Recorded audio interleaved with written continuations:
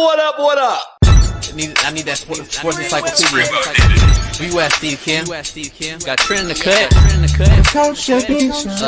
Yeah. Where you at, man? In the gym shooting, I'm Durant. You ain't shooting John Moran. Darnell is the Ball State legend. I'm the Warren Central High School legend. I'm proving with a reliable source, straight from the mouth of the horse. Smitty and JB and Smitty from West Coast to Yost. I love talking ball. It's nice to connect with guys that are like-minded and just are real and genuine. Better stay in your lane. Hop into you are fucking insane. Dude, what? You just will not give this guy his flowers. What is wrong with you? Oh, you must have thought I was a bitch. I am him. Use not it. What's the topic? With your logic when I flow. Big Komodo, how it's talking. You gotta get back to letting the baby cry a little bit to see if they can soothe themselves. That's a bar. Issues get pressed so past it, don't get sacked like bags and baggage. Smitty and Jason Brown killed it, yeah, it's a rap. We what the game's been missing, we switched it and filled the gap. I identified him after his third fight, and I said that guy can be a star. I'm so proud of the show, bro. With the gas, Smitty and Jason Brown. To the Coach JB show.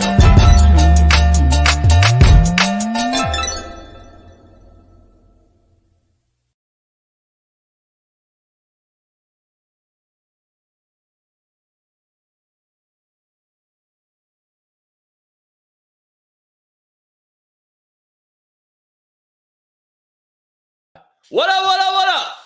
It is Tee It Up Thursday as we get after it today. The Bengals on the cover of the thumbnail releasing Boyd and Mixon. We're going to dive into a new team every single day, and today is the Bengals. We're going to dive into it, and we got our main man Akili coming on talking some Liv Golf in Hong Kong. We got Steve Kim talking about this crazy Ryan Garcia drama. Zach Ertz signs a one-year deal with the Commanders. We're going to dive into that. Is he over the hill or not? Also, the Broncos will allow Russell Weirdo to shop around before he actually gets released. A favor for the organization, from the organization. The Bills cut White, Poyer, and Morse. A change is coming in Buffalo. We're going to dive into that.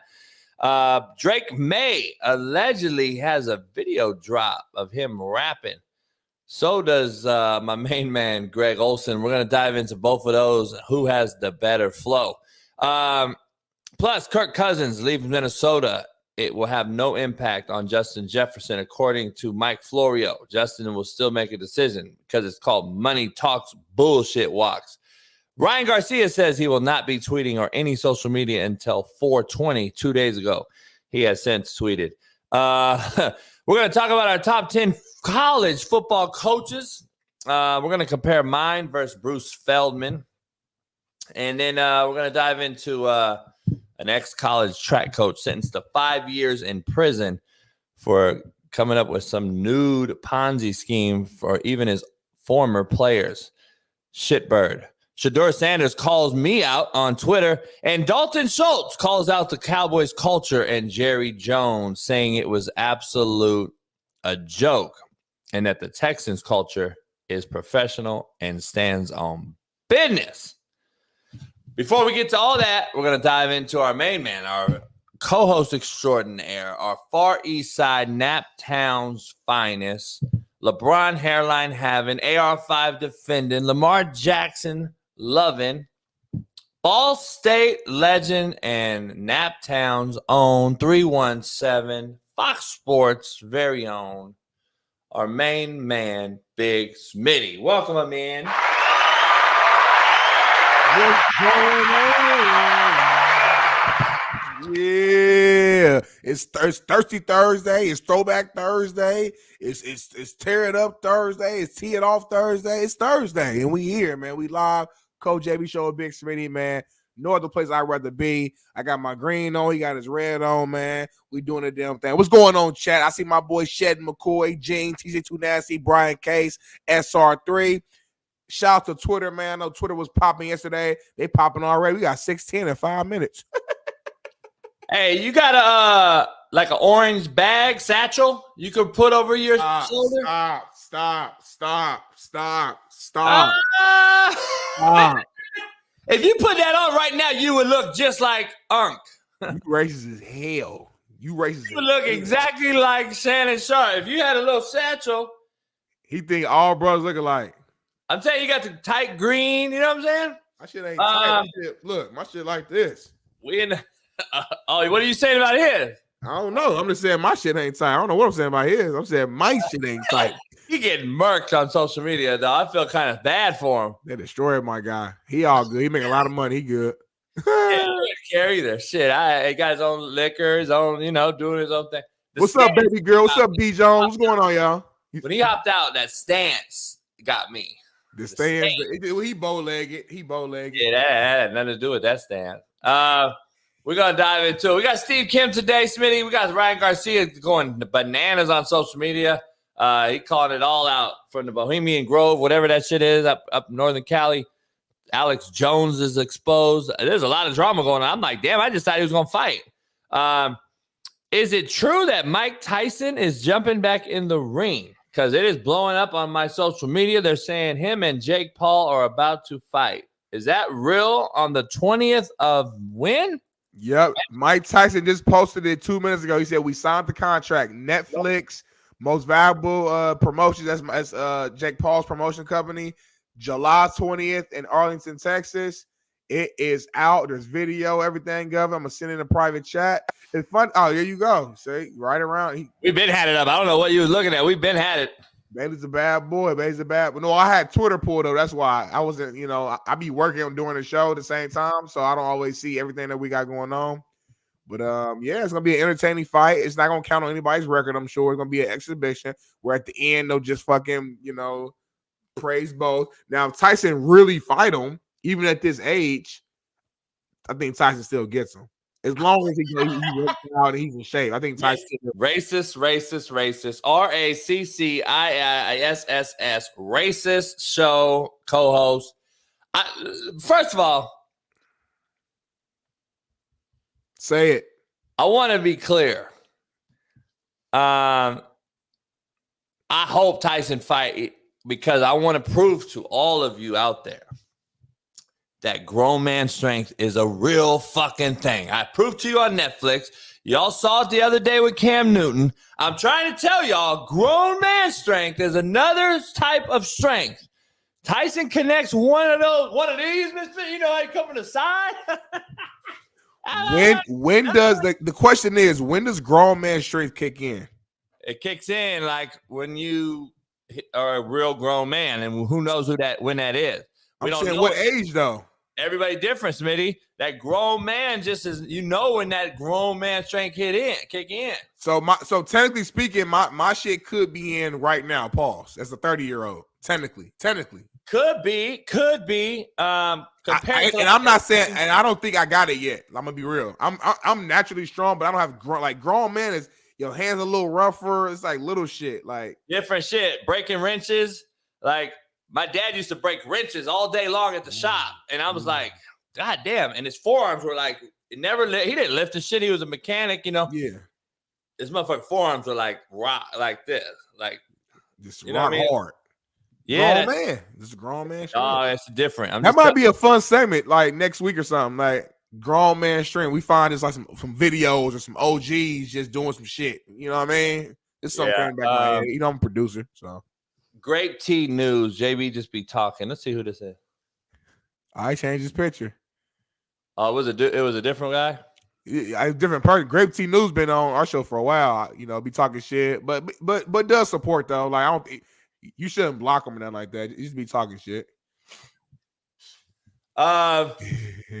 We back on Twitter. We live. We're gonna have to do some more spaces, but I don't know why Twitter just keep popping. I'm a 28-year-old truck driver who still work out, so I know I got my grown man strength already. Okay, American Hustle. No, you don't. See, that's the fucking problem with you guys. No, you don't. You're 28 years old. Stop it. You don't even know when it is yet. It may be one day you bust a nut on yourself and like, damn. My shit is different. My hands are stronger. I got rough around the edges. You ain't no grown man yet. You're a little boy still. 28 grown man strength. I remember when I was 28, boy. Like I thought I knew the whole world, JB. You don't know shit. At 28 years old. You got a lot of shit to learn. You don't. We've been here getting freaky at 6 a.m. Hey, you still be you still be learning at 48. What do you mean? I don't think you'll ever learn any age. No age will ever teach you when everything. You never stop learning. I know it all, Smitty. Like there ain't no I know it all. Right, but at 28, you don't know shit. Hell nah. My dad used to tell me I didn't know shit at 30 that's when he passed away. But I'm like, damn. Man. He had a lot of wisdom. Yeah, he do. You looking like Shannon Sharp up in here, Uncle Shay. Shout out to him and Ocho for doing the nightcap. We on IG Live. Smitty ain't because he don't think like that. He don't go crazy on all the platforms. TikTok has me banned right now. We can't never get on. About these kids, I got a disgusting take real quick. Have you heard about these kids licking feet and armpits of grown teachers in class? Is it kids? Oh, it's kids? I know it's kids. Read the caption again. High school, Edmond Memorial High School. Yeah, it's kids, homie. I thought adults were like renting out the school for an after hours event type shit. Damn. Oh, hell nah. Not from what I'm seeing. It looks like it's kids doing it to the teachers, and it's like students lick chocolate and peanut butter off the staff. Oh, hell no. What the hell? JB. I'm not lying, dog. My parents would have went in there and did some damage. Let me say that. I'm not doing it, but I'm saying even if you put a kid in a position to do that, because kids are gonna listen to teachers a lot of times, especially when they're young. Shit, Smitty. It's they feet and shit though. Oh my god. There's no way these are students, bro. Those are kids, dog. Armpit. Oh my god, bro. Stop that out, Bailey. I don't know. They might think it's like POR. Man, that's some white people shit to the highest fucking level. That is white people shit all day long. That's the peak of it right there. That is white people shit right there. But I gotta be honest though, that's beyond white people shit. That's some what's that right there? That's some sadistic shit, dog. I'm that whole place would be laid down. That whole place. The principal, they'd all be like, they getting real comfortable putting it out there, Smitty. I'm just throwing it out there. I'm just throwing that out there first. It's like they bold with it now, but it's like, so what? We doing it, stop us. You know, yeah, that's what they want you to do. They want you to know. Yeah, man. I wish I'd have just walked in there and been like, what the fuck is this? Yeah, it would be it'd be a problem to say the least. By the way, there were some brothers in there. There were no brothers in there, but it'd be a problem to say the least. It'd be a problem. That's some disgusting shit. Who comes up with, like how are you there at school as a teacher? Right now. I'm being honest, dog. There's some brothers in there. Yeah, I heard it was, bro. That's crazy. I don't know who does it. It must be getting drugged or something. There gotta be some weird shit going on in there. All right, Smitty, let's get to the quote of the day. We got Steve Kim in about an hour and 10. We got Akili. Quote of the day brought to you by betonline.ag. What up, man? The real Coach AB here for the Coach AB Show with Big Smitty. We got a proud new sponsor, of course, for the second part of the year, and that's BetOnline. Continue to be your number one source for all basketball wagering needs, including pro and college hoops throughout the year. March Madness is here. Join us every Monday and Friday with Jeff Nadu as we will pick them and up to minute odds, stats, and trends. You can follow your favorite team's path to the playoffs with in-game live betting, contests, and all the best player props. Experience the world's best wagering platform anytime from your desktop to your mobile device. Head on over to BetOnline today. Become part of the team and remember to use promo code BELIEVE, BLEAV, for 50% off plus welcome bonus on your first deposit. Bet online where the game starts. Peace. Smitty, I told IG, I got off IG because I don't even know they'd be banning me and shit real quick on IG. It's worse than TikTok. You can't get banned off IG. Yeah. It's growing like crazy. I got like 12,000 new followers in the last whatever. Somebody just told me. So I don't care about on that. Keep going. Keep doing. Never looked at followers, and I saw my shit just went up 12,000. I said, "How? Why though? I don't get it." Because 12,000 in how much time? 6 days. Really? Is it 12,000. Caitlin Clark? Nah, that was just the other day. Nah, it's the Caitlin Clark, bro. That shit is popping. Even on my shit, my followers been popping. I don't know the exact number. I didn't look at the metrics yet, but my followers for my level has been going up crazy off that Caitlin Clark. The people, they rocking with me because they like, bro, this dude JB is insane. What's he talking about? Like, everything Smitty's saying is a fact. So that's why I've been getting all these followers. So I appreciate you for talking today, Smitty. I got a cold one. I throw it to you last night when we got a little pre-production meeting. Why are you laughing? When you choose peace, it comes with a lot of goodbyes. Drop the mic. That's the quote of the day. When you choose peace, it comes with a lot of goodbyes. I said a lot of goodbyes in the last 4 or 5 years, Smitty. I'm going to be honest. Man. A lot of goodbyes, dog. That's real. Got an announcement for the show, by the way. Sean King will be on every Thursday starting next week. Clap it up for Sean King. He'll be our Thursday guest with Steve Kim. He'll have a King's Kingdom. We're going to talk QBs with Sean King. We're going to talk some QBs. We'll come up with a name, a nice name. But Sean King will be on every Thursday, so we'll get his insight on breaking down some QBs. I'm also going to start a segment on the show called Coach's Q's, so I'll be breaking down QBs as well. So we got a lot of football to break down in this offseason. Don't go anywhere. This is still the realest show on Planet ERF. Pound the like, subscribe, become a member if you're not one. All you Twitter fans, come over and at least subscribe to the channel on YouTube. We'll be doing some more spaces too. When Smitty's scared to get lit up. I was ready to go yesterday. I didn't get that text, so I guess you got a little nervous. Well, I got to do it. You know what I mean? Well, you got to be proactive. It got to be from your page because your page is the one with all the fucking followers. If I had more followers than you, I would do it. It said the Coach JB show with Big Smitty. If it said the Big Smitty show with Coach JB, I would do all the leading shit. You the quarterback of this thing. I'm the wide receiver. We need each other, but the quarterback is the most important piece. Oh, I thought the quarterback was the weakest cat on the field and all this, blah, blah, blah. Yeah, no, they're soft as shit, but they're most important. You can be soft and important at the same time. No. Two things can be true. Oh, man, I'm tired. No, it can't. Two things can't be true, by the way, and I'm going to break that down one day. That should be the poll question. Can two things be true? No. I got a hell of a poll question, but first, contrary to belief, love does not need understanding to thrive. Contrary to belief. My dogs don't need to understand that they love me. Shit. They just love. I don't either. I don't got to understand. I don't got to understand that shit.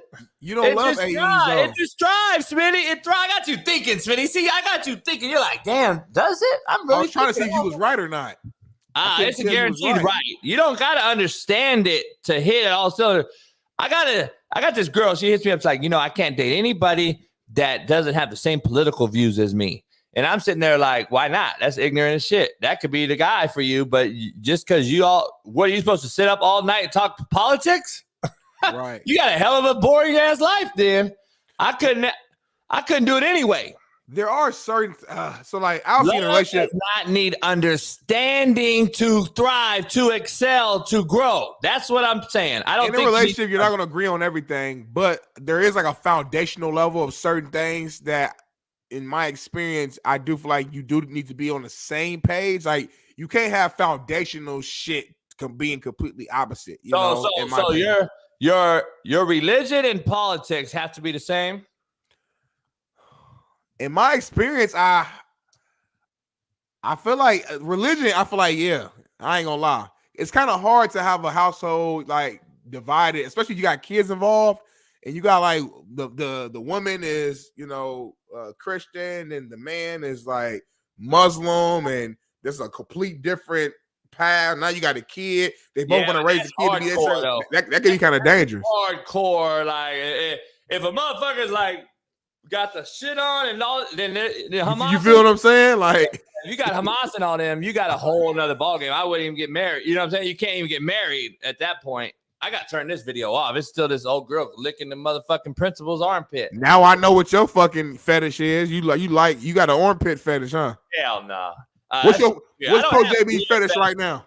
I don't have weird ass fetishes. I don't want to fuck with my feet. I don't want you to fuck with my armpit. I don't fuck with my nipples. I told you I don't do the nipple thing. That to me, nipple thing on a man is no, it ain't. It feels amazing. Hey, hell no. Real was no.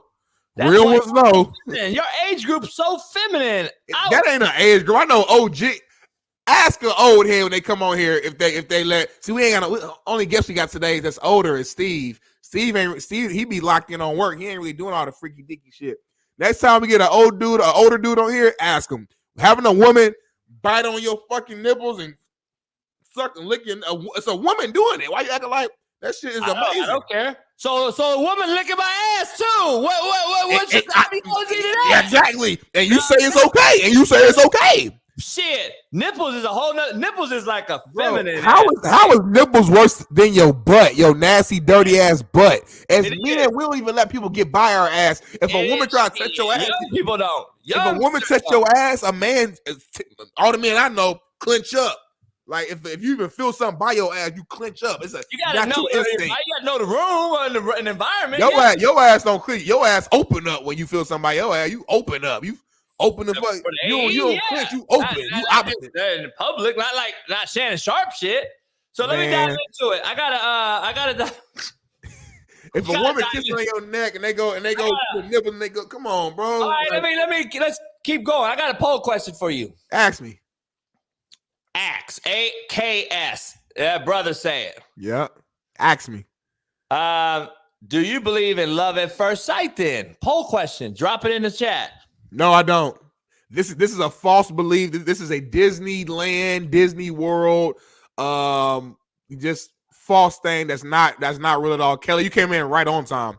There's no way in hell you can walk in. You got sugar in the tank. Who was that? Who said we got sugar in the tank? Nate. What you got in your tank? You probably on E. You ain't got no fucking car. You ride a scooter around LA. Anyway, love at first sight is not a real thing. You can't see somebody and just fall in love. It's impossible. You might fall in lust. You might like that ass or that woman. She might like that chest on that man or his arms, and you might have a good conversation, but you're not falling in love literally day one. It's lust, and we oftentimes confuse lust with love. You know how I could prove you're right? How? Do you know the definition of love? Everybody has a different one. There's a true definition of love. And in that, when that fact has reached your brain and I am in love, not I love you, but I'm not in love. You ever heard that cop out? It is a difference though. No. When a girl tell you I do have love for you, but I'm not in love with you. Man, get the fuck out. Here's the thing. This is why I don't do it. This is why I don't fuck with it. I have a true love definition, and I don't believe a lot of people talk about it in the scientific community. I'm fucking with you. They haven't defined love like I have. This is how you know if you love someone. You should love your wife the same as your daughter. In my opinion, if you are in love, true love, meaning that if my daughter was walking across the street and a motherfucking bus was coming, I am pushing her out of the way and taking the bullet. That is love, homie. Don't tell me there is any greater or any less. If you're not doing that, you're not in love. I don't give a fuck. And you should do that for your wife as well if you are in love. I know too many motherfuckers that have watched their wife get shamblack, and that motherfucker is, I was in love. No, you wouldn't. You would have pushed her out the way. That is the true definition of love. I'm just telling you. Let me ask you this real quick. I like that name. Truth tells. So JB, so imagine in another world, another planet, another universe, you're actually married. I know it sounds crazy, but you're married right now. You still you have a kid, you know what I'm saying? Let's say you're all right, something happens, you go to work, you come back, your wife and your daughter are both tied up. You got like a fucking, hostage situation, and they like, you gotta pick one. Like one of them getting killed. It is what it is. Nothing you can do about it. There's really nothing you can do about it. Who are you picking and why? Well, here's the thing. The Bible, if you're a religious person and a Christian and other thing you are, the Bible says you got to take your wife first. Yep. And I know. That's why I'm asking you, though. Well, the devil has seeped into all your motherfucking little heads because, you know what? Why y'all cheating on each other then every motherfucking day? I ain't saving nobody that's cheating on me, taking some other dick, and I'm supposed to save you over my daughter? Get the fuck out of here. See, that's why I don't believe everything you see and read and hear. So that is why I'm going to stay in my lane too and stay out of it. Because me and my daughter got beef right now. I don't even fuck with her. That's what I'm saying. So that's what I'm saying. Just because your daughter don't mean shit fucking perfect. Your daughter can cut your ass out, lie to you, do that shit too. But it's my seed. I'm saving her to this day. Like tomorrow, if I saw my daughter that I fucking can't stand right now, I'm saving her though. See, that's the difference, homie. I'm not saving the broad I fucked with 7 years ago. But blood, to me, blood don't make you family. By the book, it does. But I don't need to be blood related to be family. I got homies right now that I would put my life on the line for closer than fucking family. If I'm being real, and I'm sure you do too. There's no heirloom there. Your homie is not. You're not passing nothing down to your homie. Even if my daughter and I, if I pass away right now, we got beef. She's still my only heirloom. You don't have no homies that got heirloom. You ain't got no homies that still, well, I say it all the time. Just because they blood don't mean shit. Right. But at the same time, you got to know if you got a daughter. See, I ain't passing nothing along to like a brother or sister or none of that. Right. But daughter, son, you totally got different. Okay.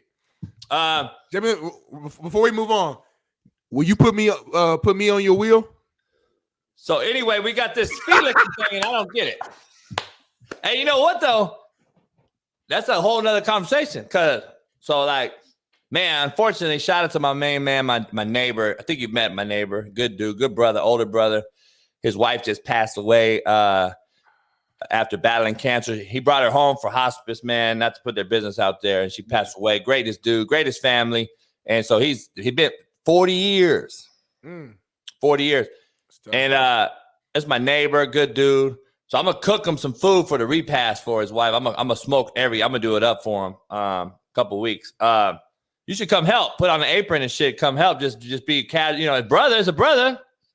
That was the first thing that got my attention. Like if you didn't say that, I probably would have been like racist. Looking around. So you know, it's a lot to it. But having said that, 40 years, and we were just talking about this same shit yesterday. 40 years.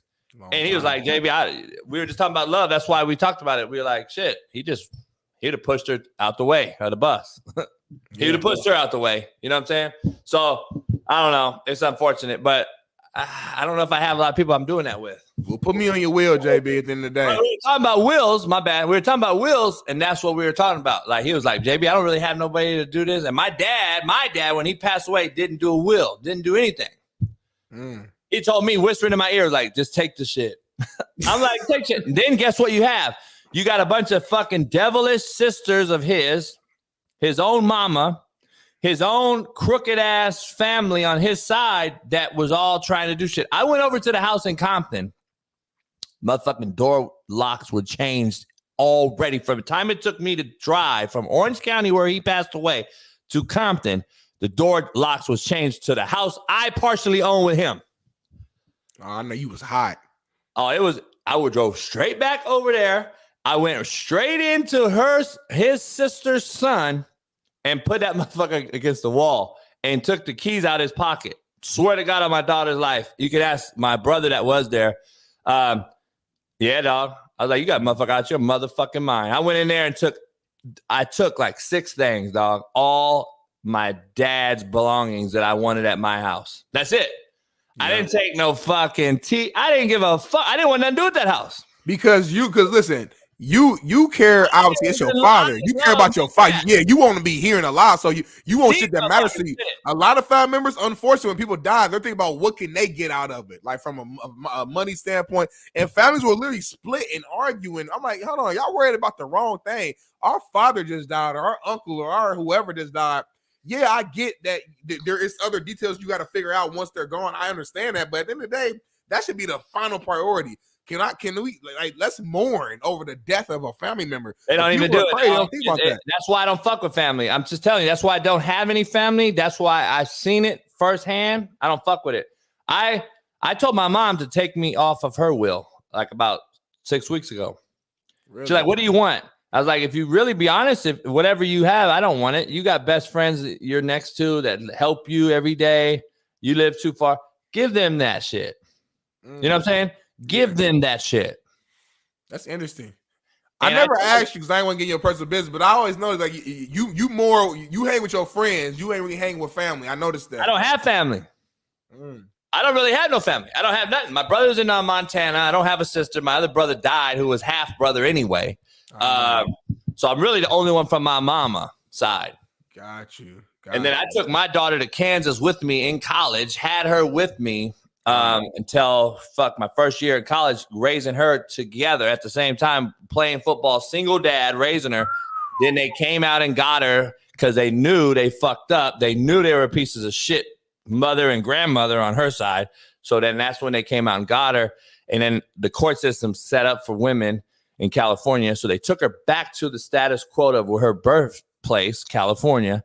So then, and then the rest is history, dog. Netflix had to find her because the mom fed her so many lies. See, this is why we're going off on a deep side, but this is why I've done so much research on the side of deadbeat dad.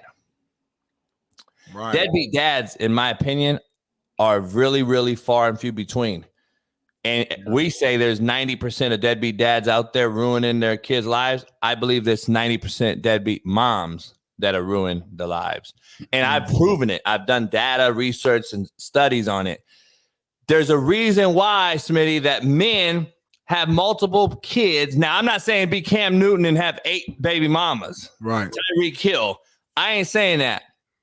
What I'm saying is, though, there's a reason the dad goes and finds another female to have another kid with, because in his mind, he's trying to raise a kid that the first baby mama would not allow him to raise because of drama and selfishness. And I want this money and I want this.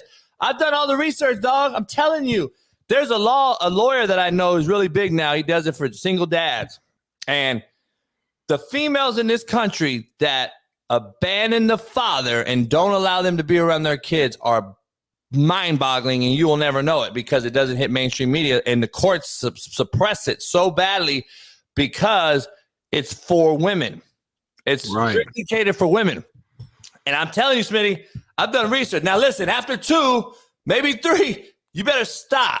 Right, you got to chill. Like, come on, dog. 7, 8 baby mamas, that shit ain't going to work. So, like, we gotta be. It is messed up though. Women will try to weaponize the kids against you, and in reality, they don't understand. They're harming the kids more than anything. Oh yeah, it's a joke. But here's the thing. So then they fed my daughter all kind of bullshit. I would send mail to her every single birthday, Christmas day. All that shit came back, so they know they denied it. I gave it to my daughter in a shoebox of letters for years. I said, here you go. You don't believe me, huh? And she starts crying. She sees it all. We did a YouTube video even. And then,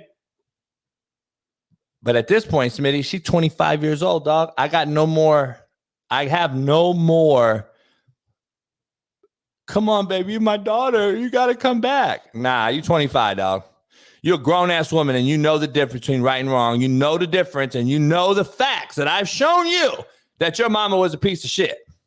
I have no more begging, telling you the story. You know the story. You fucked up. You believe the wrong person. Now it's on you to fix it. Now, here's the cold part about it. Me and my mom and I, if she passed away tomorrow, it's on me to fix our relationship, though. Because I'm the kid, and I will regret that forever. Right. In my opinion. I'm not regretting shit if I pass away tomorrow and my daughter and I don't see eye to eye. I'm not. I'm regretting it that I didn't fix it with my mom, though. Well, the situation's a little different, though, because, like, with your mom's situation, the example you use is your mom would pass, so you still got to live with that feeling. If you pass, you don't feel shit. But in the event, you gave birth to me.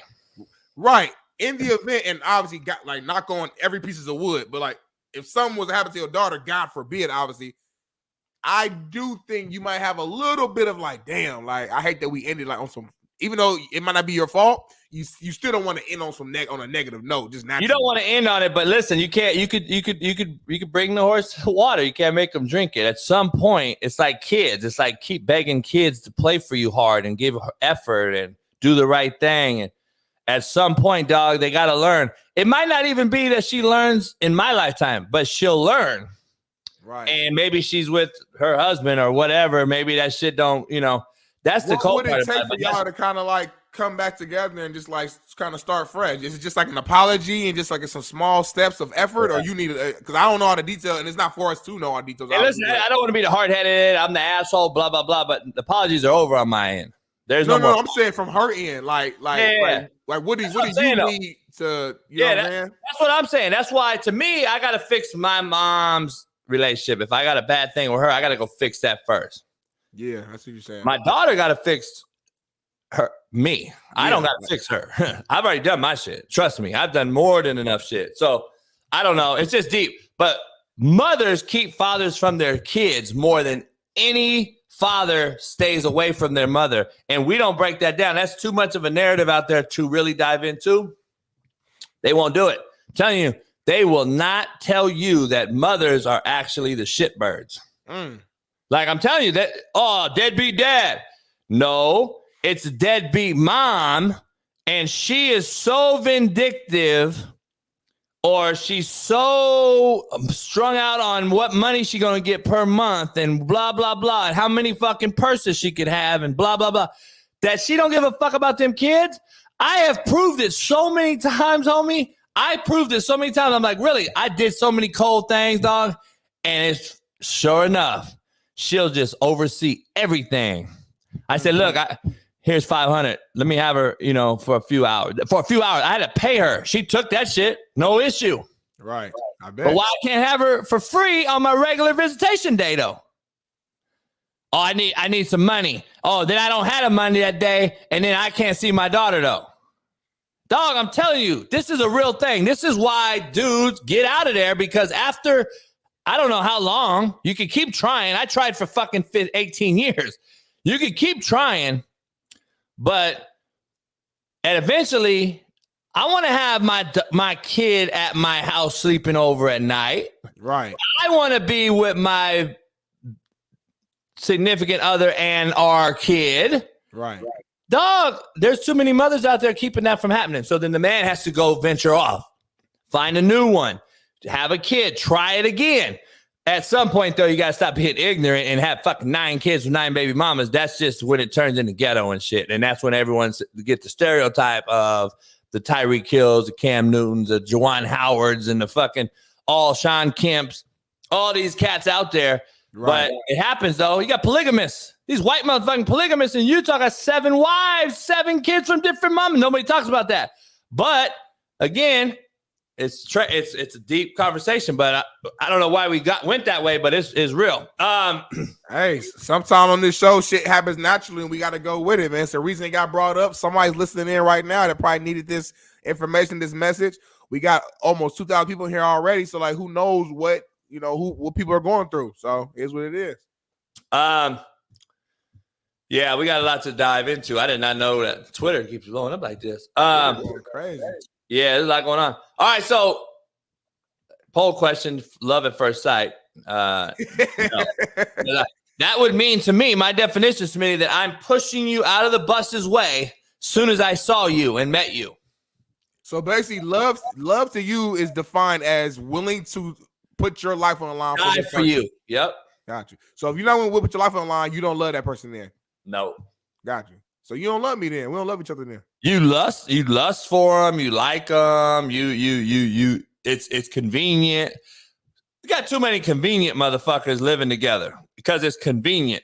Is all love the same, or is there a difference between like brotherly love, like the homie, like I love my homie and I love my wife? To me, it's a different love. It's not. You ever heard of agape love?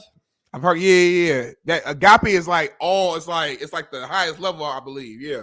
That means that you don't put death on your life. That means you only put life on your death. Ooh. That is what agape love is. See, a lot of people don't know how deep I'm a philosophizer. So, you know what death on your life means? You don't even speak. You don't even speak in that language, in that term. Like it means, Smitty, I hate you. Smitty, you a fool. Smitty, fuck you, whatever, right? Yeah. That's death on your life. That means I'm putting deathly wishes on your current life every day that I can. Yeah. Love life on your death is, Smitty, you're going to be straight. You're going to be all right. You're going to make it through. I see it. Yeah, that's agape love, and that's kind of like, that's all in the Bible shit too. If you're all into the Bible and everything, that's what I got. Agape love. I think you got the other shit because you be speaking death on life. You're shitty. This motherfucker ain't never done shit. Now there's a difference. But see, you've never heard me say I hate anybody on this show, have you? You ain't never said that. I don't say the word. I don't say the word. I don't say hate because I don't know that person. I don't know them. I know, even though the shitbirds on Twitter and all, I don't know them. And I know in person they're going to suck my dick and kiss my ass. So I don't know them.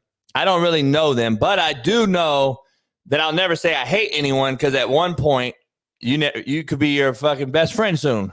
You don't know.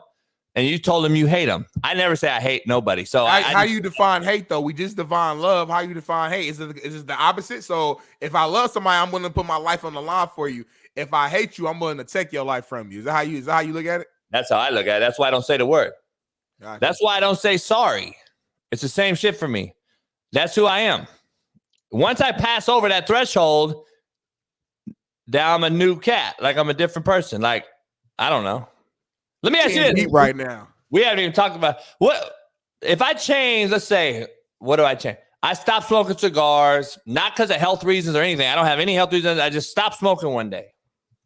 And you're like, why you stop smoking? I'm like, I don't know. I want to change my image. To me, that's you lying, you fake. You just changed up. You code switched right in the middle of 48 years old, like in the middle of your life. Why? Like, I believe you lose the integrity of who you are just because you want to switch up out of nowhere. Like, it's your image, it's your brand. That's how I look at it. Like, I didn't switch up from 1 to 48.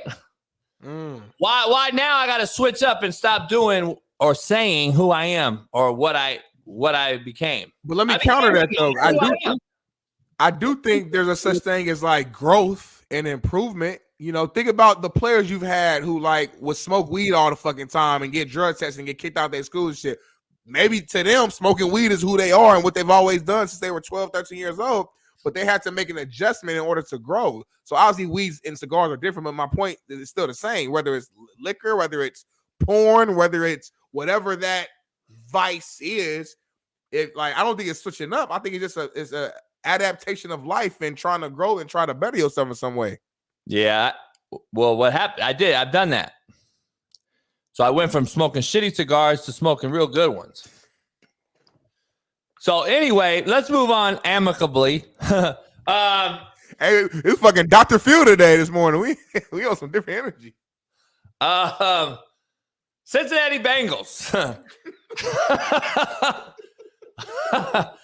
Cincinnati Bengals cut ties with Tyler Boyd and Mixon. Mixon's a huge part of the offense. Boyd's a huge part. We're going to do a different team, a different city every week. We'll try to get our fan bases up in different cities. And at the end of the day, we're going to find out who our fan base is really. Is it the Queendom? Is it the Bengals? The Ravens and the Queendom hates me. The Ravens like Smitty. The Queendom hates Smitty. So we're going to find out who our city is. Tomorrow, I believe we're leaning towards Buffalo. Smitty, the Cincinnati Bengals cut ties. What other changes do you expect from the Bengals as they await the full recovery of Joe Burrow? T. Higgins and Jamar Chase, are they enough to win it all? I think they need to go after Hayden Hurst, a former tight end in Cincinnati who's now been released and out there on the free agent market. I think they need another tight end. Hayden Hurst has familiarity with them. And I think they got to go after a big-time running back in free agency, such as Derrick Henry, Josh Jacobs, or Saquon Barkley. The best fit to me to fill in is Saquon Barkley. The Barkley with Burrow in that offense, in my opinion, is the absolute best fit, period. out there right now. So that's where I'm at. I think Saquon fits the Bengals the best. Can they afford them though? Because like, isn't that the reason why they're releasing like Mixon and Boyd? They know they got to pay. Everybody is, but the thing is, Saquon's gonna have to get in where he fit in. He has no shot at demanding $20 million, dog. Like he already went through this. Yeah, and so I think the Bengals can get him. I'm just telling you right now, I don't know if any franchise is going to pay Saquon Barkley what he expects to get paid, just because of those scary injuries that I have to worry about. And if I put $20 million in you, there's no way, because I have to they better have another back. And how many good backs can you get on the cheap? The Eagles got lucky last year with all those backs under $4 million in salary. There's no way it's happening this year. Not that scenario. But I still think the running back market is what it is. All that shit we talked about last year on this show, that's still there. It didn't go away. The running backs didn't get a raise. So I think Barkley's the best fit in Cincy with Burrow. Burrow and Barkley sounds good. They still got to go get another receiver now, though. Third receiver, third option. And who that guy is, we can go through that. But I think the nut cutting time is here. Cincinnati started with Tyler Boyd and Mixon, and Buffalo just let go 3 guys, and Poyer and White and Morse. It's that time, JB. It's that time. Next Monday, Smitty, is the opening of free agency, which we'll have a big free agent show next Monday on the show. Buffalo in a rebuild. Cincinnati cannot do this. Cincinnati cannot afford to rebuild because they're on the cusp, and they've beaten Cincinnati in playoff game. They've beaten the Chiefs in playoff games. They've been there. They've tasted it. They're right on the cusp. Cincinnati's got to do a few things different. I don't think Bengals are really in a rebuild. I think it's just replacing, and they just need to get healthy. They got the 18th pick in the first round, which in this draft is pretty solid pick. I think they're able to replace Tyler Boyd with a young receiver if they want to go that route, or get that tight end that you were alluding to as well. But at the end of the day, if Joe Burrow was healthy, he's the type of quarterback that he's gonna bring the best out of whatever receiver he has.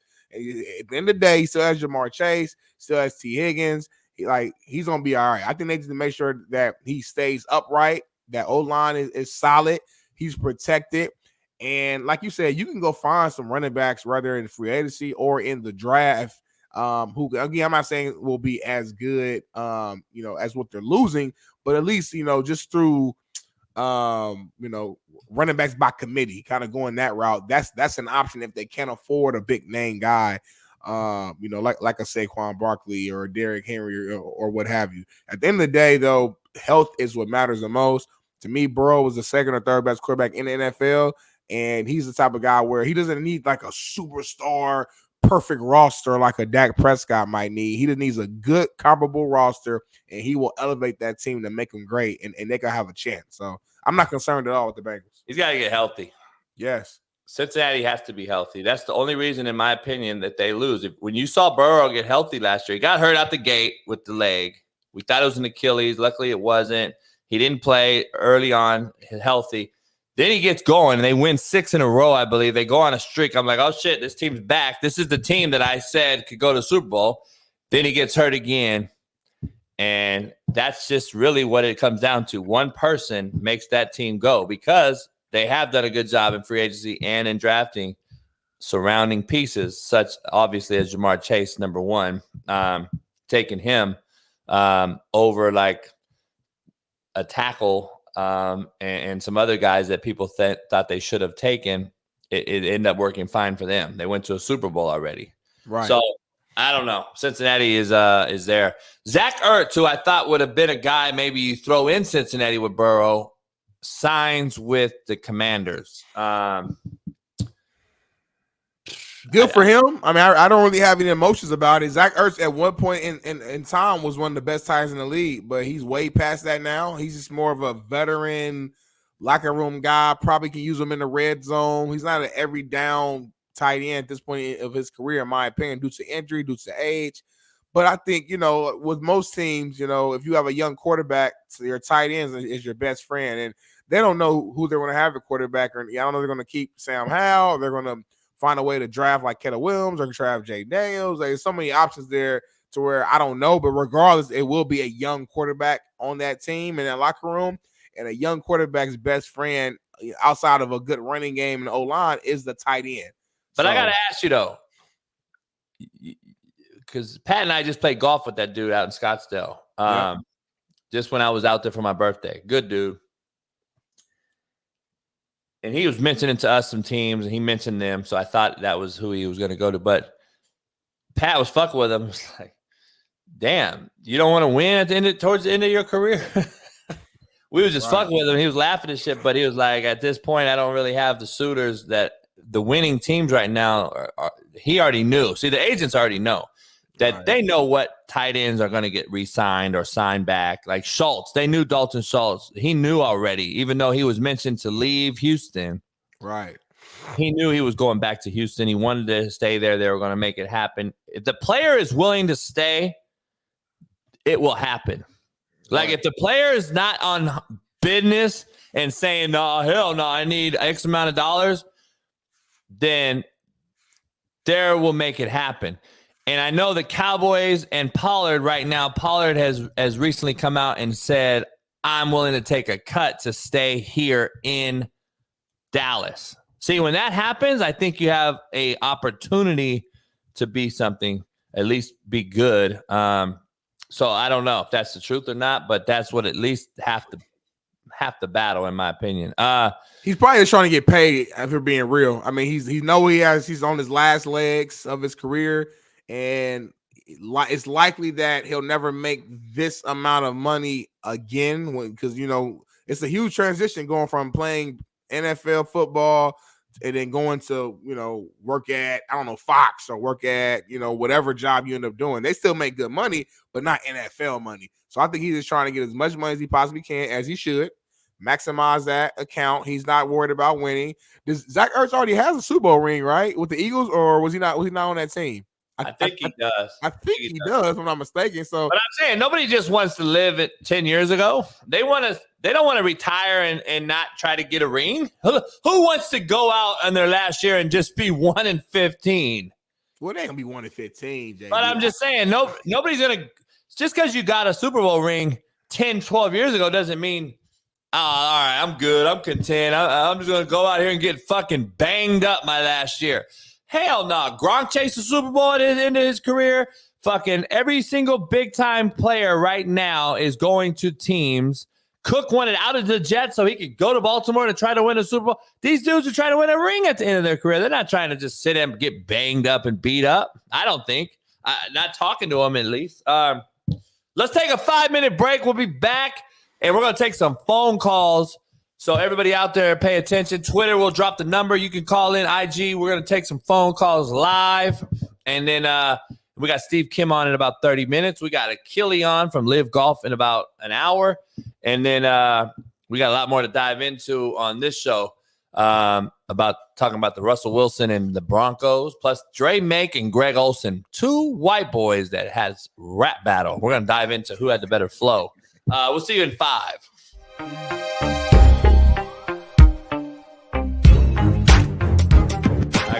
What, man? So Pat's good friends with Trump. I saw a video the other day. He was out there in Jersey, and fucking Trump walked in with a red tie, and Pat's like, "How fucking strong is that?" And I was dying laughing, man. Pat sent me the video. I'm gonna be going to Boston with Pat next week or a couple weeks here for the Live deal. But you got a good relationship with him, huh? Daddy Trump, I love him. He's been like a dad to me.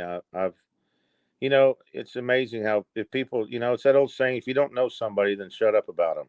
And, no shit. He's one of the greatest human beings. The family's one of the greatest families I've ever met in my life. And, what he's going through right now is just crazy. Our country was in such great shape when he was there for 4 years, and now look at it.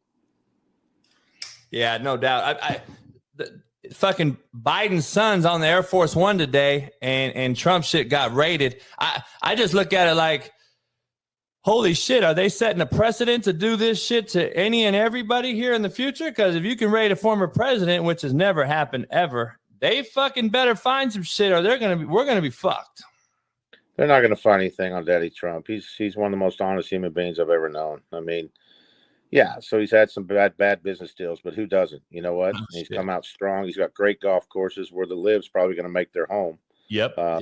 Which I don't blame Daddy Trump for when they kind of kicked Doral out to Cadillac, and it wasn't Cadillac's fault. But yeah, I don't know. I can't understand why people are going after him so hard when he did such an amazing job for 4 years for our country. Well, look at, people depict, perception's reality. I'm sure me and you can probably relate better than anybody how fucking people, think how we are when they've never met us in their life. So, I find it crazy how people doing jobs that, have no idea on what we do as a coach or a golfer, and then being a professional golfer, the top 150 in the world or whatever it is, to get a card, and then they're going to sit there and talk about whoever, you know what I mean? Like, oh, John Daly shot at 80, but he's one of one. Like, people don't get that shit. Like, Coach Brown, you're an asshole, but you don't know me. You know what I mean? So they've never met Trump. They never met any of these people. They always want to talk about it, but it is what it is. I mean, well, for you, not getting paid what you probably deserve to get paid, taking care of those kids that are academically struggling from either Division I or even in Division II, that and you're doing your job trying to get them academically ready. And then once they do that and they're playing great and they're healthy, they leave and you got to start over again. You've got one of the toughest jobs I've ever seen in my life. And I enjoyed watching it. Let me tell you something. I couldn't keep my eyes off of it. You're freaking awesome, dude. I love you. So listen, you won 2 majors, 5 PJ wins and you got 20 wins total or something like that. As far as the whole professional tour, you got 20 wins, I think. All over the world. I don't know. I don't keep up with it. Yeah, I don't win. So let's put it this way, Coach, man? If you had that record, you never would be coaching. Hey, you know what though? I equate it to baseball, man. These hitters come up, and these greatest hitters of all time, they bat whatever 320, 310. But if you really look at it, it's really 0.31% because they take so many bats and they give these high rankings. And I'm just like, dog, baseball players really have a shitty hit to strikeout ratio, but 300 is actually considered good. And it's funny how perception's reality, man. How was winning that first tour, man? You come out as a youngster. I remember watching it, man, as a youngster on TV. And I was our fan right away. I was like, this guy's different. He's the fucking, the Adam Sandler of professional golf. When that movie came out, you were the guy that brought entertainment. But what was that like as a youngster winning that first thing and everyone's finding out, okay, this guy's just not a long ball guy. He can play. It was, I tell you what, it was like a blur. I didn't get a practice round. So I went right in there, got in there at 2 a.m. because I didn't know if I was going to get in the tournament. And next thing I know, I'm in the tournament and win the damn thing. And I didn't know what to expect. And the funny thing is I found out it's a 10-year exemption on the tour and then 5 years in the majors, lifetime in the PGA. Wow. And I go, if I'd have known that teeing up Sunday, I would have shot 95. Thank God I didn't know that. Hey, that's funny how that shit works. That's serious shit, man. The same shit's happened to me, man. I'm like, shit, that is a psychological killer right there. So All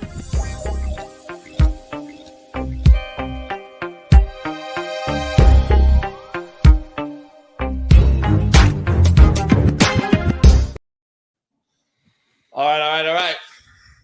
Let's take some calls for 5 minutes, Smitty. Let's do it. I'm trying to talk to the people, man. See what's going on. We had a new betting segment. Hold on. Let me write this number down because 213-721-5528. Okay. Get your phone set up, JB. Get the phone set up, JB. Oh shit. Hold up. Why is this not working? God damn it. 213. Already on it.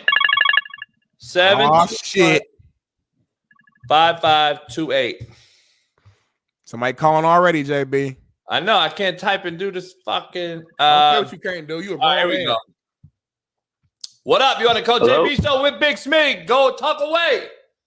Yo, what up, Coach? What up, Smitty? It's McCoy. I'm just calling to ask if you guys think the Patriots should go after Calvin Ridley. He's really the only viable free agent wide receiver. I know he's going to cost a lot, but we have nobody, and we don't got a quarterback. Good Thanks, call. fellas. We'll take it in a second. Y'all should go out to Calvin Ridley and everybody else. What up? You on the Coach JB show? What up, Coach? This is Mo Garrett from LA. How you doing? What up, brother? How you doing? Mo? Good. Quick question. Also, you have a great show. You and Smitty doing real good. Quick question. What do you think about Tyler Boyd coming to being a Charger? Because I'm not set on the TCU wide receiver. That's a good fit because they're losing Mike Williams probably. So, I mean, to put him on there, if the price is right, though. If the price is right. What up, man? You on the Coach JB show with Big Smitty? Oh, shit. What up, Coach JB and Smitty? What up? It was good. Man, big fan of the show, man. Can I ask you a quick question? Yeah. Yes, you can. So, JB, who you got as the best USC wide receiver of all time? That's tough. Keynan only played 2 years, so let me think about it. I'll drop it. What up? You on the Coach JB show with Big Smitty? What up? What up? You're on the Coach JB show with Big Smitty. Coach, got a quick question for you. As a Browns fan, we're in a shitty situation with your boy Deshaun Watson. I guess what are your thoughts, as far as bringing Flacco back, and what the fuck are the Browns going to do if Watson comes out and shits the bed again? Good question. We'll get right to it. What up? Las Vegas, Nevada in the house. You on the Coach JB show with Big Smitty. Yes, sir. Coach Smitty, what's your take on the video game released in the summer and Arch Manning opting out? Not getting that money, man. I'm glad the game is coming back. I was on the last video game. Arch Manning, I mean, it's his decision. He doesn't want to be on the game. Maybe the money's not right. That's his decision. But I'm excited that the game is coming back out because it's fun to play. What up? You on the Coach JB show with Big Smitty. What up? Hey, Coach, who do you think's the most underrated porn star of all time? Thanks. Appreciate you. What up? You on the Coach JB show with Big Smitty. Coach JB, Smitty, what up? What up? Oh. Hey, got a good question for you. Okay. Where do you think Joe Milton will go in the draft this year? Good question. He's good in the combine. Yeah. I think Joe Milton probably go second or third round, man. Huge arm as a cannon, Hey, we got Naptown in the house. Naptown in the house. You on the Coach JB show. Hey, what up, Coach? What up, Coach? What hey, up, baby? Quick question, man. How can we get them cigars in that pack? Okay, let me get on. You got to go to High Times Wines and Spirits in Costa Mesa. Go online. You can order them. Ask for Sean. Appreciate you. What up? 317. Go in the house. Call you on the Coach JB show.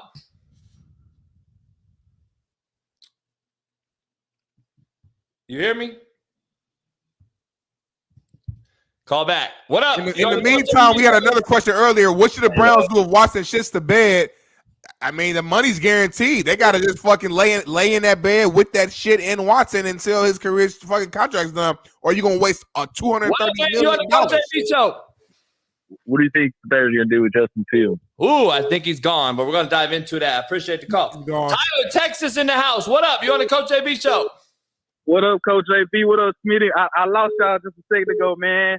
I had something for Smitty, man, kind of off topic. Hey, Smitty, I think Coach JB better stop playing with Draymond, man. I think Draymond really liked it. Draymond, hey, he might lay hands on JB if he catch him in public. What up? You on the Coach JB show? Florida in the building. Hey, Coach JB. What up, baby? What's good? So what's your take on Shay hopping out that truck looking fruity and stuff? I don't know. I thought he looked like Smitty this morning. I don't know. It looked a little sus. Appreciate it. What up, Jacksonville, Florida in the building. Jacksonville, Florida in the house. What up? Hey, I love y'all show, man. I'm out here from Duval. I just want to know what you think about Trevor Lawrence's next year, brother. He's got to step up. Duval. What up? You on the Coach JB show with Big Smitty? What's going on? What up? Yeah, I got a question. I don't know if this has been asked before, but if you guys talk a little bit about Ryan Day and what, his year comes, is this a make or break year for him? Yes, it is. Good question. I think it is. I'll get into that. What up? New Jersey in the building. Coach JB show with Big Smitty. What up? Yo, Coach, what's good? It's Hector. What was that? Chilling, brother. Just been a long-time listener. Just wanted to get a quick shout-out. Been loving the progress in this show. What up, Hank? It's been a beauty. Appreciate you, Hank. Watching it grow. Much Big love shout to out you, Heck. Smitty too, man, for hopping in the ring with you and always having to defend those truth bombs. Appreciate Much you, love. Hector. Much love. Appreciate Yes, you. sir. KC Mo in the house. What up? You on the Coach JB show? What up, Coach? I was just trying to see what era of football do you think was the best, 70s, 80s, or 90s? Man, I'm an 80s baby, but I'm going to roll with the 90s as the best because that's what I remember the most. 90s. You notice KC Mo didn't even bring up the 2000s because he already know your ass. Yeah, no doubt. He already know he's a real one. What up? You on the Coach JB show? You on the Coach JB show with Big Smitty? You hear us? Yo. What up? You on the Coach JB show with Big Smitty? British Columbia in the house. Go James in the house. Woo! Go James! Shut up, bitch. You smoking meth? You smoke meth, don't you? You smoke crack, don't you? What up? Elmani in the house. I don't know what happened. We got too many calls. All right, here we go. Chicago, Illinois. Ooh. Phone them. South side. All right, you hear me? Yep. Yeah, what's up, Coach JB? What's up, baby? Hey, what do you think about Skip Bayless's terrible viewership numbers coming out? 50,000 views compared to First Take with Shannon Sharp getting around 500,000 views. Hey, we'll get to it. I'll make sure Smitty answers that. Hey, what up? You on the Coach JB show with Big Smitty? Hey, Coach, what do you think about Derrick Henry next year? Man, he's looking good working out on IG, but that don't mean he can still tote the rock. I think he's over the hill. He has to go to the right team. He's got to get the ball 10 to 12 times a game instead of 20 to 30. What up? You on the Coach JB show with Big Smitty? What up, JB? What's up, Big Smitty? Hey, I got a question for you, Coach JB, about USC wide receiver Kerry Colbert, one of the most underrated wide receivers, or just another dude? He's an underrated guy. He's my boy, too. We're close. He's a good dude. I think he was a good dude. We'll get to it. What up? Elmani in the house. Yo, Coach. How you doing? What up, baby? This is Matt. I want to see who you got for March Madness. Man, I'm taking I got Purdue. I'm taking Washington State. You don't got the hometown, UCLA, USC? Nah, they're horrible. Appreciate you calling. What up? What up? I don't give a piss about nothing but the Tide. Blitz, Bama, Blitz. Blitz, Bama, Blitz. I don't give a darn dizzle baboozle about nothing but the Tide. Cincinnati, Ohio. What up? You on the Coach JB show? Yeah. They let Joe Mixon go? Yeah, they let Mixon go. Let him go, brother. What y'all gonna do? That's fucked up, man. Hey, what you gonna do about it? What up? You on the Coach JB show with Smitty? Oklahoma in the house. What up? This is my name's David. All right. What's up, Mike David? Fan, Coach JB. How are you? All right. Yes, sir. So, as a weirdo. What up? You on the real Coach JB show with Big Smitty? What up? Hey, JD, how you doing? Got the best show on planet Earth. Hey, I appreciate you, brother. Hold on real quick, sir. If you don't mind me asking, how old are you, sir? Me? I'm 78. Oh, my, all right, man. We appreciate your love and your support, man. Thank you so much. Yeah, I appreciate you. He said, I think I'm 78. What up? You on the Coach JB show? Naptown in the house. Yeah. hey, what's up, Smitty? It's your boy B.Y. You know what I'm saying? Just had to show some love. You know what I'm saying? I love what y'all do every morning, man. Keep it up. B1, what's going on, Brandon, man? Hey, stay out of trouble out there. If you need something, man, let them know. You call me. We can go get it handled, my brother. Hey, Smitty, now go back and tell me all the questions. Got you. Okay, so best USC wide receiver of all time. I'm going to go with Lynn Swann. Ooh, it's a good one. Forgot about Lynn. I'm going to go Lynn Swann, Johnny Morton, Kerry Colbert, Keyshawn Johnson, Dwayne Jarrett. Ooh, okay. Next question. We'll take one more call. Roseville, Illinois in the house. What up? This is on the Coach JB show with Big Smitty. You ain't from Chicago for real. You from Roseville. Hey, Birmingham, Alabama in the house. What up? Yeah, Alabama in this thing, man. Hey, what it do? Hey, You country as hell, man. What's going on? I already know you from Bama. You from 10 miles from a country road around this motherfucker. Mobile Bama looking ass. What's going on? Man, hey, but fuck all that, man. Hey, I just want to let y'all know, man, I fuck with the show. Hey, y'all keep doing what y'all do, man. Y'all keep some niggas motivated. I just do. Hey, I fuck with you. That's why we do this show. Motherfuckers like you. You on the Coach JB show with Big Smitty. Talk away. Coach. What it's up? Rodney from Tampa, my brother. Hey. The 813. Does Baker Mayfield sign back with the Buccaneers? I don't think he does. I think he would have signed already with Mike Evans. I think they're letting him go, but we'll talk about it. What up? You on the Coach JB show with Big Smitty, Florida in the building. What up? This is a question for you and Big Smitty. Hey, my cousin is Johnny Newton, the D tackle from Illinois. He's projected first round. I was just curious if you or Big Smitty did any scouting or seeing anything about him, and if what's your take about him, or where you think he'll land? We'll check it out and look into it. I appreciate it, Johnny Newton. What up? Covina in the building. What up? You on the Coach JB show with Big Smitty. What up? You on the Coach JB show with Big Smitty. What up? You on the Coach JB show with Big Smitty. You with Big Smitty and the Coach JB show. What up? You with Big Smitty and Coach JB. You with JB and Smitty and we on the show. What up? You with Coach JB and the Big Smitty. Hey, what's good, fellas? Max here from Tampa. I'm calling in about the Colorado to win the Big 12 odds plus 4,000. Is that good value, or am I wasting my money? Plus 4,000. Woo! Good value. You make some big bread, or you put 100 on there. You coming up? Hey, Roswell, New Mexico is in the building. What up? Hey, yo, what's up? This is Juan Carlos from New Mexico. I just wanted to shout out Big Smitty, Coach AB, best show on earth. Hey, I appreciate you, brother. Appreciate that, man. Hey, como está? Hey, muy bien. Appreciate you. Gracias. Hey, Illinois in the house. What up? You on the Coach AB show with Big Smitty? Yo, am I live? You live. Live. Hey, hell yeah. Hey, I've been a long-time listener, first-time caller, boys. Been listening to the show for a very long time. All I got to say is no questions, only statements. Keep it rolling, Coach JB and Smitty. Y'all kill it. You're entertaining. You're smart. You're witty. You guys know your stuff.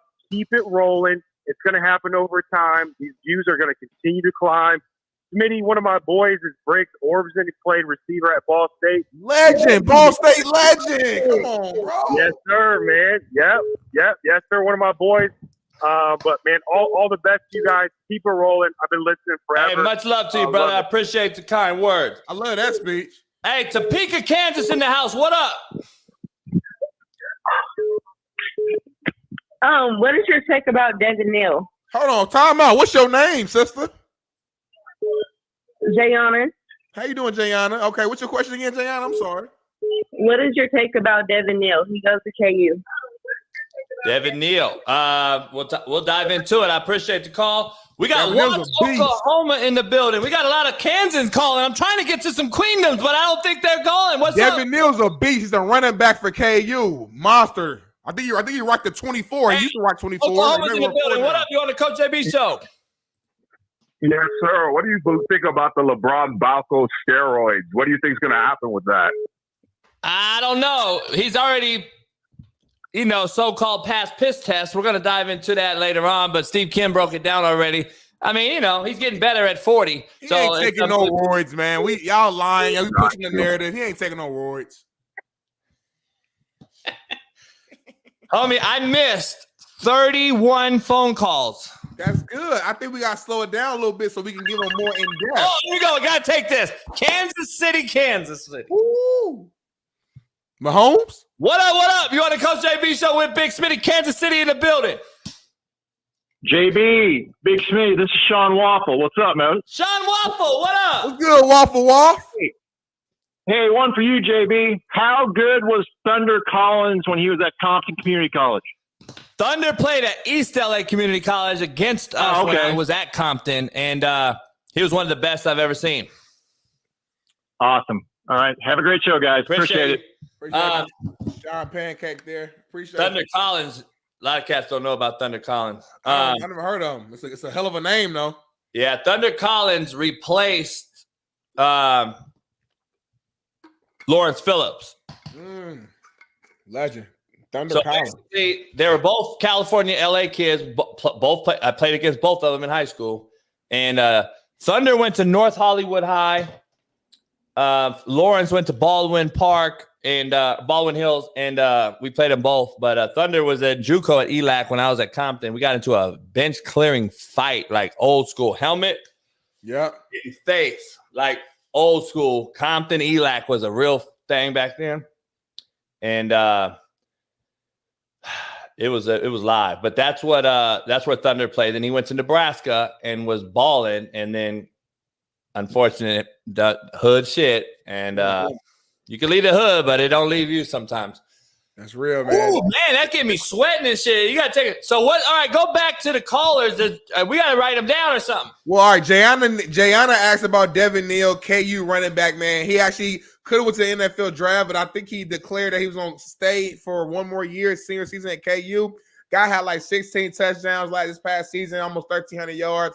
He's a monster, shifty guy, catch out the backfield. He's going to have a long-lasting NFL career once he decides to go to the NFL. Only thing I will say to him is stay safe because you are a running back. My only little nugget is that running backs have short careers in the NFL. The older you get, the less money you get, like immediately though, as a running back. You're looked as old as when you get to 28 years old, you're already old. So I think it's beneficial for a running back to try to get to the league a little earlier. But I respect any man who wants to go back to school and further their education. I got an idea. Go ahead. We should give somebody a membership, or TJ or Latrell or somebody. They write down the questions that the callers ask us, and then they call in live with us and give us the questions, and we answer them. That could work, or I could just type it in while they asking. Well, you could, but you didn't. I did. I got them all right here. So let me ask you this: what will the Browns do if Watson shits the bed? I answer. You didn't answer. They bend over and they turn around and look at the AE, and then they kiss their ass goodbye. Because that's where they are right now, because they've already – let me ask you this. Who has the worst contract of all time? Denver and Russell Wilson? Cleveland and Deshaun Watson? Like right now, today, in the exact moment, you got to say Russell Wilson. They're the two worst of all time. I know. You got to say Russell right now because he already been cut. Deshaun has a chance that he might fuck around and do something next year. They were winning games with him. To say that, I mean, I'm not saying he's balling out, but if you look at his record when he was starting, they were doing well. So they didn't do too much worse without him. Right, 100% right, 100% right. But at least they were winning though. Defense, they got a great O-line and run game. But I'm saying Russell Wilson, you don't have the Broncos didn't do nothing. They didn't make the playoffs. They were historically bad. Let me ask you this: last year. If you could, in all things equal, I can't. Would you swap those two? I would tomorrow. I would take Russell Wilson in Cleveland, and I think Cleveland makes a run. That's the difference I feel about the two. Even though they both have weird, different shit going on, I still think Russell is better in that team with a run game and a defense, similar to what Seattle had when he didn't have to do too much but throw the deep ball, get out of trouble, throw the ball away, have high percentage, high touchdown to interception ratio, which Russell Wilson normally has always had besides the one Nathaniel Hackett season. I like Wilson in Cleveland over Deshaun Watson. If all things were equal and I could make a swap, I would do that tomorrow. I hear you. I mean, I don't think the results really change, I guess is what I'm saying. I think regardless, both players are around the same level. I think they both can get to a playoff, get to a divisional round, and probably that's about it. I don't really trust Russ to like be the Russ of old. I don't trust Deshaun to be the Deshaun of old, if I'm keeping it real. So I think it's kind of the same, one and the same, in my opinion. Hey, there was a question, most underrated porn star of all time. Yes, sir. And you kind of skipped around and you got a little nervous. So, and I'm gonna lean on you because you the OG. You always tell me, I've seen every generation. I watched the 70s porn, the 80s porn, the 90s porn, VHS, and the new age digital porn. So I know. So let us know who's the most underrated. Who was out there doing the damn thing on the VHS tape and didn't get no love, JB? My answer would be Sarah J. But you go ahead and go. I know Sarah. I used to kick it with her at Venice Beach. What you mean to kick it with her? Nah, not like that. She got a horrible body. Big titties, that's it. You got a big butt too. You know how to use it. Face not that cute. Yeah, it's scar. It's fake though. Face is bad, but she don't throw that in, man. Most underrated? I'm gonna say Jada Fire. You know Jada Fire? Do I know her? Jada, I'm surprised. I didn't expect that name. Okay, I know you knew Jada Fire. Smitty forgot where I'm from and where these broads grew up at. Wow. You got one porn star who tried to take over Superhead the title. Tiana Trump is like that. We got a million. Well, because the fucking population, it is what it is. Well, it is what it is. Well, also, it's where Hollywood is. Yeah, I mean, if Hollywood was in Naptown, it'd be different. Yeah, but it ain't. You know what I mean? Midwest morals. Nina Hartley is 100 years old, still doing porn. Oh, for real? I don't know if she's still doing it, but she looks horrific. The last time you watched porn, did you watch Jada Fire like last week when you watched it, or would you watch somebody else? I ain't watched porn in a long time. You can check my archives. I haven't watched porn. Shit, I don't have no desire no more. Like it don't even. To me, it don't do shit. There used to be a day when you were young, you watched porn with your girl and shit. Like that shit. I would. If a broad asked me to watch some porn, I'd be like, get the fuck out of here. You would do it. If a bad AE walked in right now. For what? If a bad AE walked in with a cigar. I'm going to sit there and watch, smoke a stick, and what is she going to do? I don't know. She going to do her thing. Look at Uncle Mooch. That's a good one, Uncle Mooch. That is a good one. That's a really good one, actually. Rachel Starr, yeah. Fake ass, though. I don't fuck with the fake ass. No, Rachel ain't. No, it's not. It's not fake. Rachel, you got the wrong person. Rachel is an authentic body. No, I don't. Rachel ain't got no certain unless she did something recently. Hey, can we dive into this Drake May rap video? Yes, please do it. Y'all are crazy. Y'all fall for anything, boy. All these ops getting choked a lot. All these boys don't got how when they know I don't talk a lot. And I'm sure in the end it's life. When he opened the door, he get met with a couple pipes.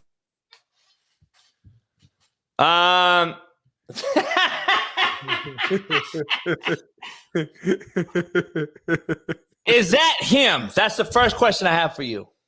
No, man. That video is old as hell, man. This video, we been watched this like years ago. They're just saying he looks like him, so they're trying to be funny. You really thought it was him.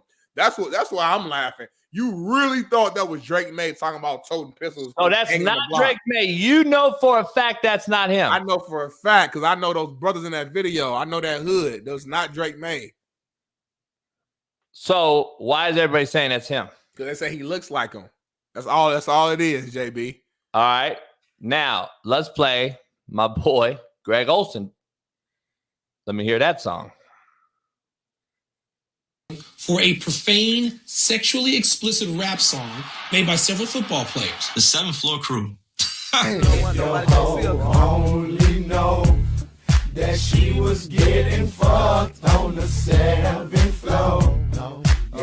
Yeah. She do what's your name? G-Reg. What you do? Get head. How you do? Drop my drawers and let her see my third leg. Chilling on the 7th floor. I gotta let these chickens know. Big Greg is in the house and I finna make these hoes choke. On my balls, on my dick, then I'm busting up quick. On the face, on the chest, stick my dick between the breasts. Come on, fellas, let's get weird. Stick your dick up in the ear while I'm laughing at these guys. A second nut all in the eyes. That's how we do it.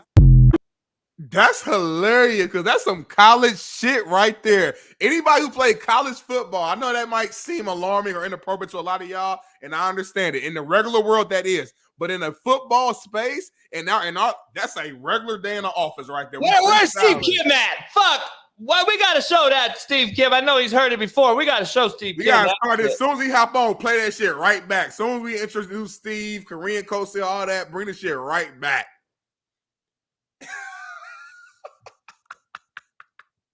Play the song. That sure looked like him to me. Hello, you don't think you just up in there, hook stop. All these ops getting choked a lot. All these boys don't got how when they know I don't talk a lot. And I'm sure in the end. Look like him to me. It's kind of like when you go get your eyes checked, it's like 1 or 2. Look like him to me. 2 or 1. It looked like him to me. White people Smitty, looking that's like him. though. I'm being told by everybody on DM that's him. No, it's not. It's not even how he talk. No, it's not. And why do y'all think if that was really Drake May? Why y'all think it's just now coming out? That video's been out. I've seen that years ago. Here's the cool part about it. I don't really give a fuck. I'm just fucking with everybody. But listen, here's the thing. Why would his draft stock drop? That is the number one thing everyone wanted to tweet out yesterday. Why? Because they think he's dangerous. He's hanging around with thugs, talking about violent. Man. Like, this shit is the dumbest shit ever. Why is his draft status got to drop? Because he white? It's a little dude. It's a dude named Lil Mabu, or some shit like that. Shit, Charles Barkley draft stock should drop then. I love Charles Barkley too. He disappointed me with some dumb shit he say lately. Listen, Greg Olson's rap song from Miami has to be discussed here with Steve. I have a good relationship with Greg. I just was with him in Vegas. Kevin, his little brother, played for me. I still speak to his dad quite often. Great family, legendary New Jersey high school coach. Let's say that was Drake May. Okay. Let's say that was Drake May. Okay. Who do you take? Greg Olson's flow or his flow? It's actually tough. I fuck with both of them. The production value and stuff like that, I think was better with Drake May's though. Like the overall, and it's more of that drill music type style that I kind of rock with. But Greg was spitting though. Greg was more so on some like in the cafeteria or beating on the desk and just kind of just going. Let's ask Steve Kim, our great Korean coach, legendary encyclopedia of sports, known on Jason Whitlock's show. You can catch him on 3-Down Knockdown, 3-Roll Knockdown on YouTube every single day. Go check him out on Instagram, Twitter, and on YouTube with Mario Lopez. The great, legendary Miami Hurricane himself, Steve Kim. Steve, Greg Olson's third leg rap song. Do you like it? For a profane, sexually explicit rap song made by several football players. You the Seven Floor Crew. Only know that she was getting fucked on the 7th floor. Yeah.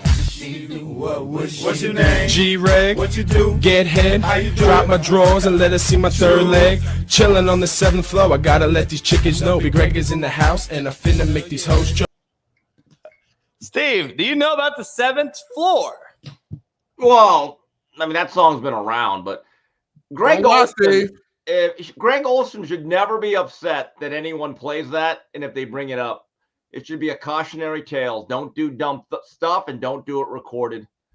Like Steve, you were 19 at one point. I wouldn't have done that. Let me just tell you something. That's when I knew, and people are gonna hate when I hear this. But first of all, that first clip is that Wilmon is all upset over explicit rap lyrics. Hey, Wilmon, that killer naysayer music, booty, booty, ho, fuck, bitch. That's, complain about that. I mean, honestly, it's really funny when pundits get upset over certain explicit rap lyrics. Literally, it's pervasive. But this is when I knew Larry Coker did not run a serious program. I'm being dead serious. When that song came out, I said, we are a bunch of clowns. We want it all. We were a bunch of clowns, and I hope that follows Greg Olson uncomfortably for the rest of his life, as much as I like him, because he can actually tell kids, hey, kids, do stuff like that, and that still haunts me, so please don't do that. I'm being dead serious about it. Hey, like, could you imagine now being a daughter saying, hey, honey, this is what I did years ago as a kid. Yeah, I was getting sucked off in the 7th floor. I mean, honestly, I think it's funny because it's so bad. Steve, all right, let me bring another element to this. Is it embarrassing in hindsight? Yes, it is. I'm gonna be real with you. It's embarrassing then. I'm gonna be real with you, Steve. Being in a college locker room, JB knows this for sure. That's a regular day in the office. Oh, I'm sure That's a regular fucking Tuesday in the office. Do not record it. Yeah, you're right on. That's stupid. But I guess what I'm saying is, though, I can't, me as a guy who was in the locker room and I know what was going down in the dorms and I know how we rap and freestyle, I can't judge him because I mean, like I just know what was going down. Here's the crazy part, Steve. Do you think this video or this leak now, 20 years later, well, it's not a leak. That's been out there, Coach. That's been out there for years. But is it going to affect this whole new transition between the Tom Brady taking over one, and then where does Greg end up going? Is he going to be okay with the 2 role? Is he leaving organization? Is he leaving platforms? Well, I don't know if this really affects him anymore. I don't think it really. I don't think it hurts him anymore. It certainly doesn't help him. I mean, look, Greg Olson, if he's ever asked about this, should just say, look, I was dumb, stupid. Please don't follow my example. It's profane. It was dumb. But he'll tell you that because he should. In Vegas, he'll tell you that exactly. He should because he's an intelligent guy who's crafted a life for himself after football. But I don't really have sympathy when you do this. It's one thing to be taped against your will and you don't know it. But when you're literally stepping up to the mic, trying to act like Vanilla Ice tight end 1, well, you kind of deserve all the heat you're going to get. Jesus. He in Miami, he's 19. Everybody want to make a rap song. I hear you. Hey, I heard that song is like 20 minutes long. It's like Same Gang. Steve don't make no excuse. Steve don't care if he'll care if you 14, 18, 40, or 50. Wrong is wrong, right is right. Stupid is stupid, and that's what it is. He's black and white. There's no gray here with Steve. Steve stands on business. But I do think it's a little bit of hypocrisy from Wilbon to be so upset because the lyrics are from athletes. Hey, Mike, that industry is pumping out negative stuff that has negatively impacted a particular community. Yours, by the way, Wilbon. Why are you upset because a bunch of Steve, that's not to his defense. It's not his job on that show to go talk about all the rappers and shit that are rapping about shit that might be really when they hang out with athletes. It's a sports show. You're gonna talk about athletes doing it. Hey, Smitty, I don't necessarily disagree, but when there's a melding of sports and entertainment now, and when certain programs are bringing them on to the sidelines, making them part of not part of practice, but they're being invited to practice. Like Miami used to get a lot of heat when 2 Live Crew would just naturally be on the sideline. Now that was a little different because Luther actually knew those guys. That was an organic relationship. When you have coaches now bringing on some of these guys that just to be cool, and I'm thinking to myself, hey, stiff white coach, don't be cool, be good. It's one of my pet peeves when like white coaches try to be down. You're not down. You could be Pete Carroll. You could be cool and good. Yeah, but that was different. He was the first one. He brought Snoop out there, but he wasn't rapping. He would just come out there to bring kids and bring the Long Beach cats with them. And then everybody started to follow and do the whole thing, like lead out dudes to the practice field. It was a joke. It was a mockery, and those teams lost. Pete won. Well, I mean, look, Snoop was okay. He's an SC fan, although I've seen him wear UCLA gear. I mean, look, if I was a head coach and a rapper wanted to be on the sideline, I'd say, okay, you get 30 seconds. Name me 5 players. If you could not name me 5 players I'd be like, you know what? You're not a fan. You're not a fan. Now, if you could name me like my starting back or my backup cornerback, I'd be like, oh my God. Okay. You might actually be you know what? I'll give you a ticket. I have standards. Like, I guarantee you, Luther Campbell, he actually knew most of our guys. I know for a fact, Luther. Any coaches? I was told by a former player in that era, Luther would actually be sometimes in the team meetings and before a big game. This is a known story. He'd have what I'd call not a bounty system, a bonus system. Knock out Tony Rice, $50. Knock out Rahib Ismail, $100. Yeah, people hate, but at least he knew the players. I'm not a fan of this whole melding of celebrities. Look, if I'm a college head coach and I care about my young men, I'm not bringing out a killer naysayer rapper. I'm going to bring out an economist. I'm going to bring in a financial planner. I'm going to bring you somebody that you're going to have value in 50 years. Like, I'm glad I met that guy. That's just the way I am. And I get it. I'm not cool. But knowing rappers has really not gotten our society ahead all that much. It really has. You hate rap music, Steve. Oh, I love rap music, but I hate what it's become. And if you really look at what it's done to certain people and the mindset and who runs it and the actual damage it used to be done, I think there's been a big change from when I listened to it than there is now. When did you listen to it? I'm just curious. I would say late 80s till about the early 2000s. So that was NWA, that was Tupac, that was all the rappers who were I also didn't really talking listen to about them. going at cops and shoot. So all I'm saying, you're right. It's a lot of negative in rap. NWA, I'm not a fan of. But it's been that way. Right, but let me just make this point. Tupac, a lot of mythology there. NWA, I think, was the beginning of the end. I listened to like KRS-One, Public Enemy, Poor Righteous Teachers. There used to be a time when hip hop would come together. They had two different songs, Self-Destruction from the East Coast, and then We're All in the Same Game. And it was about, hey, let's stop the shooting. Let's not be a part of this. Now it's about bang, bang, bang, shoot 'em up, yeah. So tell me, Smitty, in your honest opinion, do you think it was better when they're saying, hey, let's stop this, or now they're part of it? There's no other music industry that has so many deaths from within each other. I don't see country music putting out their shotgun rats going, oh yeah, I shot another redneck. They don't glorify it. So tell me, Smitty, you think it's the same genre that I listen to now? You honestly think so? I think there's more BS now today for sure. I am admitting that, but all I'm saying is it's not like the killer brother music that you're calling it and all that stuff started yesterday. This stuff's been going on for a long there's no doubt time. It is a de-evolution of it. And there used to be a time when I grew up, many of the rappers actually went to college. I think it was either Run or DMC went to St. John's. Hell, Flavor Flav went to college. There was actually something where they were proud of the fact we were educated. We actually went beyond high school. Nowadays, and this is from up above, if you go out there and you market a guy as a guy that has a degree, that guy would not sell.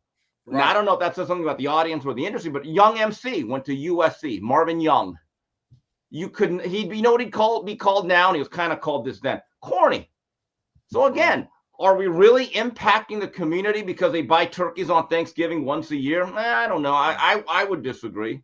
And I also want to say this though, and nothing is all is nothing, meaning that there's still there's a lot of rappers today that are you would call more of the conscious rappers and rap about growth, stuff like that. It's not all just fucking shooting and doing all that. That's the stuff that's popularized that you might be the stuff that's just more out there in your face. But if you really dive into the weeds, there are definitely rappers who rap about real life stuff that's going on and ways to grow.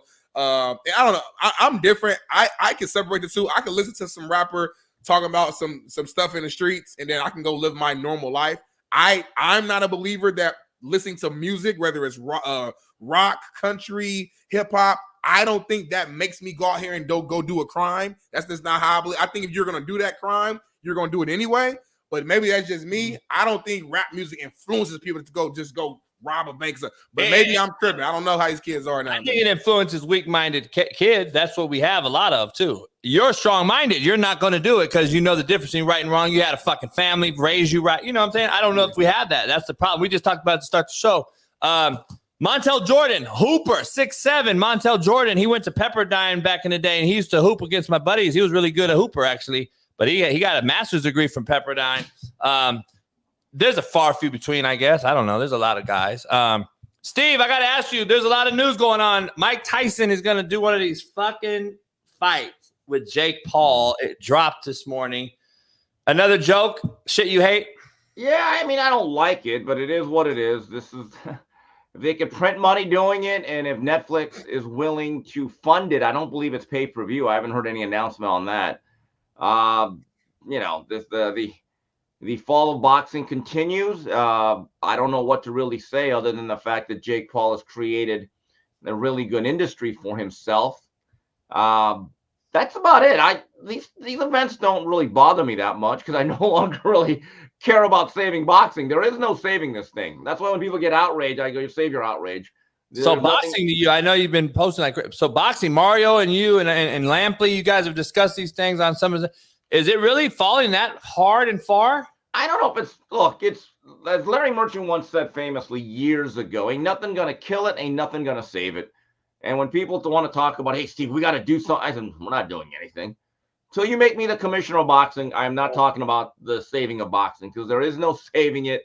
It'll continue to exist in certain forms, but obviously there is a market for this kind of this crossover fight. I don't know what to say other than I hope nobody gets hurt. I don't really get outraged, but that's something I'm not necessarily excited about either. Yeah. Let me ask you, what's going on with your boy Ryan Garcia? Is he a mental wreck? Is he coming about? Is it true? I mean, Alex Jones now is involved. I get to become he's the most trending, talked about guy on social media right now. And then he posts a thing and he's not going to talk until 4:20 until you see me in the ring. And then he came out again and said it again. So I don't know what's going on with this dude. You know him better than anyone, or at least know his kind of what he's about. Is this something that possibly affected him, or is he kind of going off the rocker, kind of like the Jones kid did for the Raiders? I'm not sure. I mean, look, he's nice crown of thorns there, by the way. Look, he says that he's not going to talk about anything but boxing till April 20th. My guess is he's probably in Texas now working with Derek James finally to get prepared for the fight. Look, I think even without all of this, he was a significant underdog to Devin Haney. Devin Haney, to me, is too sound, too fundamental, and too good. If he wins more than 2-3 rounds against Devin, I'd be surprised. I would consider that an upset victory, or at least a moral victory for Ryan Garcia. The issue is with Ryan, if you are just trolling, I'm going to ask this again, as a mental health advocate, is it okay or appropriate for a mental health advocate who says he's had problems in the past to basically mock his own state of mind in the name of gaining more attention or promoting a fight? That's all I'm asking. It's like either we take this seriously or we don't. And if he is really having a mental breakdown, well, his parents who have gone on to push that, hey, we really push for mental health, that this is our cause. Okay, well, get your own son help. So yeah. I don't take the kid seriously. I really don't. I think we've given him too much attention, but this is the culture and society that we live in.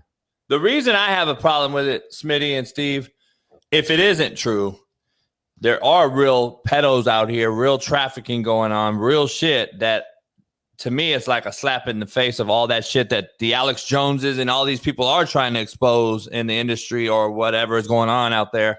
And this guy's making like light of it. I don't know if that's what I hope he's not doing. So I don't know. I know Andrew Tate told him, be careful about this path. Yeah. And he said, I don't care, and blah, blah, blah. And this cat was like, Andrew was like, well, I promise you they can get to you because they got to me. Yeah, he's like, chill. So I don't know. It's bigger than I think boxing. I don't know. Curious. Steve, I want to do some college football with you real quick. This guy came out, Bruce Feldman, and gave his top 10 college coaches going into the season. I believe the top 2 are because they've won. I wanted to do that and give you mine as well. Where are you at with this list right here? And do you like it? Would you adjust it? It's all right. Nick was probably number 1. I think, it's hard to say. Kirby Smart, to me, is up there. In the last 5 years, he's built an absolute monster. Interesting list. I'm not seeing Dan Lanning on there. Am I tripping? Well, he's only been a head coach for 2 years, though, right? Yeah, he's a little young. That's a little early. Yeah. I wouldn't have, to be honest, I wouldn't have Lincoln Riley on that list or even close to anything near a top 10 list. I would have Sark on there. I would actually, if we're talking right now, I'd have Sark and Lane Kiffin on there for what they've rebuilt on their respective things. They haven't won a thing yet, but either has Leipold, Kalen, Day. I would have Day off of it. Brian Kelly would be off of it. James Franklin would be off of it. Now, wait a minute. Ryan Day loses 1 game a year, basically, to Michigan. I still think he's top 10. I really do. I know. Look, he's under some pressure to beat that school up north, as whatever, or south, whatever. But Steve, wins 11 games a year. If they don't win, though, like you're at Ohio State, it's not like you're at Ole Miss. If you don't win, when is it going to be the time to say, hey, enough's enough? Urban came in here and won immediately. You have struggled to beat the team up north and win a natty. And At one point, did they say, okay, we've accepted mediocrity here at a school that we don't accept mediocrity at? No, look, John Cooper was undone by the rivalry, and John Cooper built some really good teams at Ohio State in the 90s. James Franklin, I don't want to say the word fraud, but he does not win the big games. He doesn't, Here, Steve, here's mine. I want to give you mine, and I want you to see where this goes. I still have the top two the same, only because only those two guys on that list have won and won multiple times. So I would have those two the same.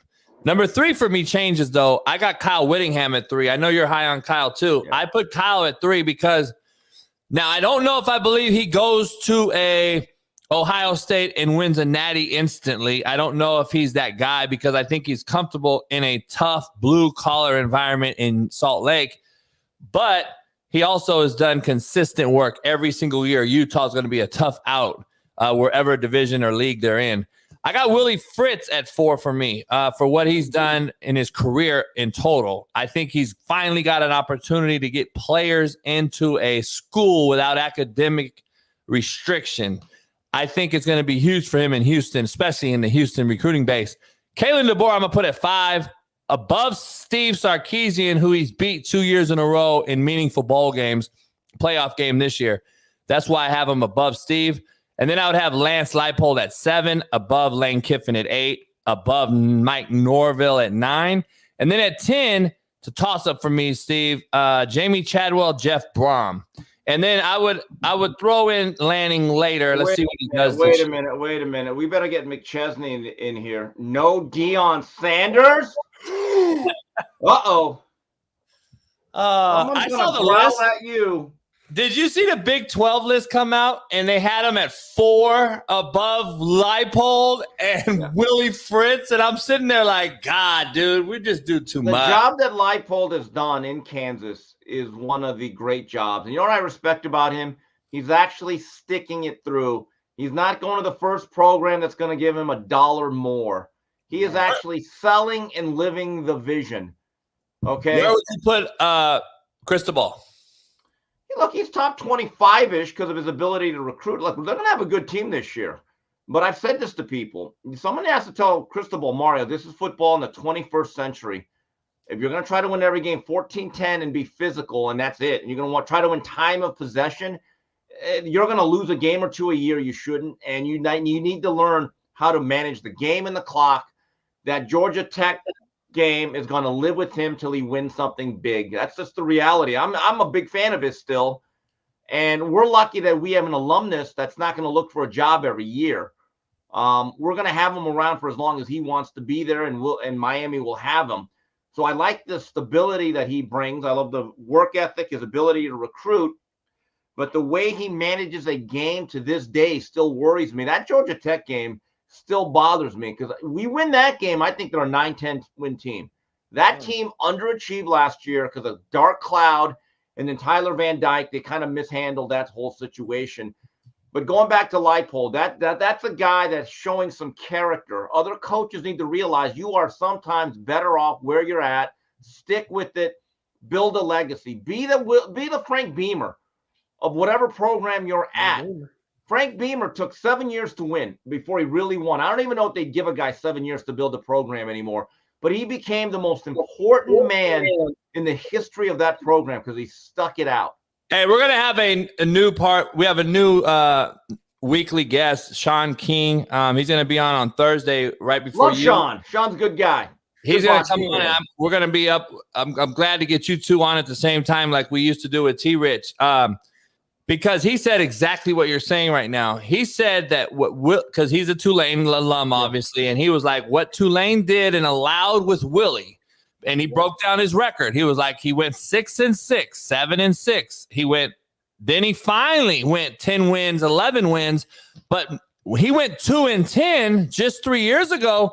Most teams fire that guy after then and don't let you even continue to build. He built a culture there in a hard academia institution. Like that place is on. I've sat down with Willie many times and he's like, JB, I don't know how I can keep doing this. It's like pulling teeth, getting anybody decent in here. When I got to battle LSU up the road, which we know we're not going to get the same talent, but I would like to get second tier that I'm losing to UAB, Troy, certain places in that geographical area. And when it comes to recruiting, so I think it's huge for Willie to go to Houston, and I think Houston, that's going to be a scary situation. I can see Houston doing what Leipold's done in KU. So I mean, Leipold, I believe they're actually going to be building new facilities. They've talked about a new. They've been building it. They got a $300 million facility being built, and it should be done here shortly. And their stadium, I believe they're going to, at the very least, upgrade the doggone thing. And look, I really respect a coach that can actually tell a kid, hey, look, we have a vision here.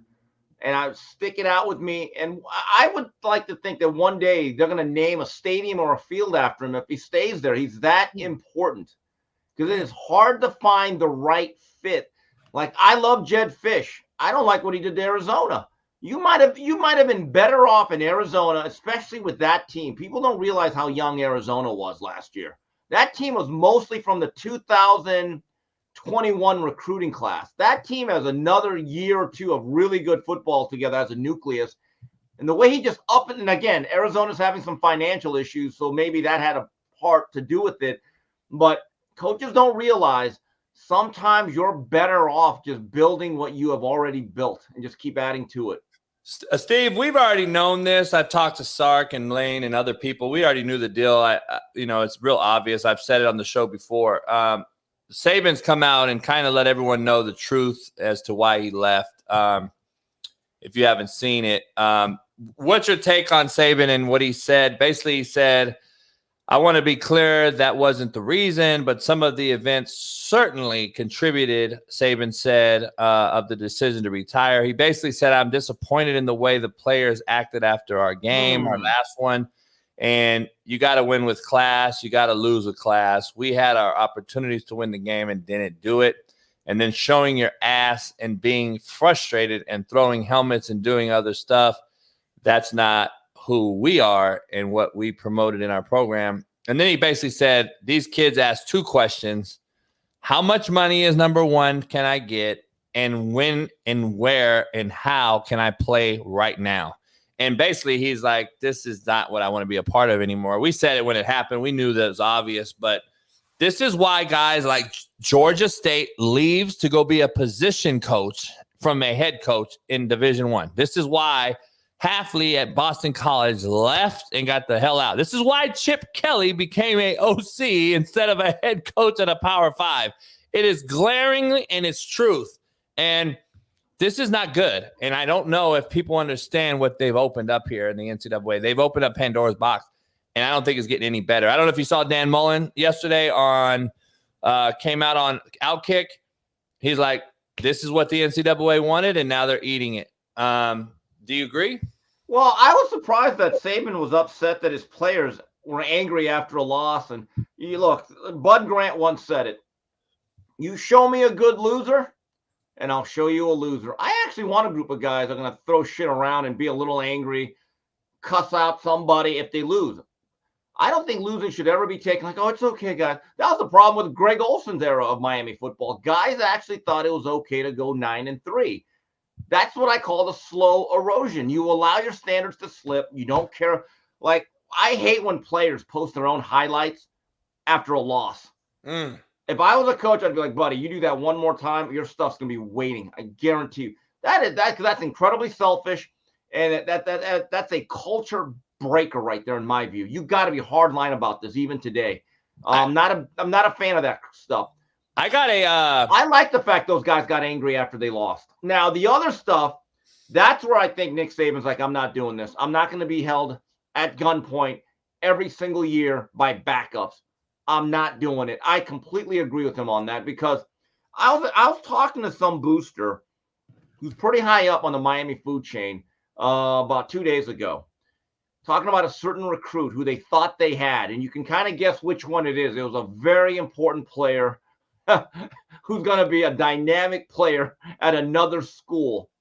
And he was probably the best player in South Florida, and he's probably a top 5 player. And this guy's a program changer. I'll just leave it at that. They thought they had him 3 times. He actually called Cristobal a couple times on signing this. I'm doing it. I'm going to flip. Didn't happen.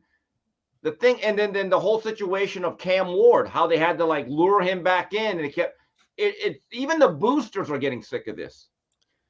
My view is this: when you're Nick Saban at that age, you don't want to deal with it anymore. You've already seen the way it was. You lived through it. It may have not been necessarily equitable or fair to the players, but when you get used to players having to actually work their way up through the depth chart and get better, and you can invest time in a player for 3-4 years. I'm going to put 30 pounds on you. I'm going to get you 2 steps. Now it's just like, hey, coach, I really like it here, but State U is offering me $15,000 more. That has to be really frustrating. Yeah, I agree. Is there a solution for this though, or what do you guys feel like the answer is to solve this? Multi-year letters of intent and scholarships. Did you? I don't know if you saw, but Sean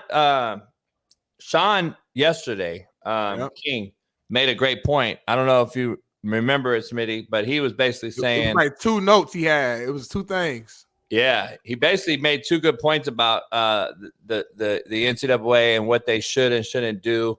Like, first of all, I don't know if you saw yesterday, they're trying to make the last signing period before the portal opens. Number 1. Number 2, Sean King was just kind of saying similar things. He was like, "Listen, if you do leave, you cannot get NIL the next year at the new school." Well, here's the problem: the NIL is what's being in. That's the bait, though. Right. Yeah. They don't say we're going to pay you. They're like, hey, kid, over here at State U, we got a great NIL program. Wink, wink. You know, I was watching McChesney's interview with Deion Sanders. I really enjoyed it. And I'm going to say this again. I don't care what anyone says about Deion. Deion Sanders is the most honest guy when it comes to NIL.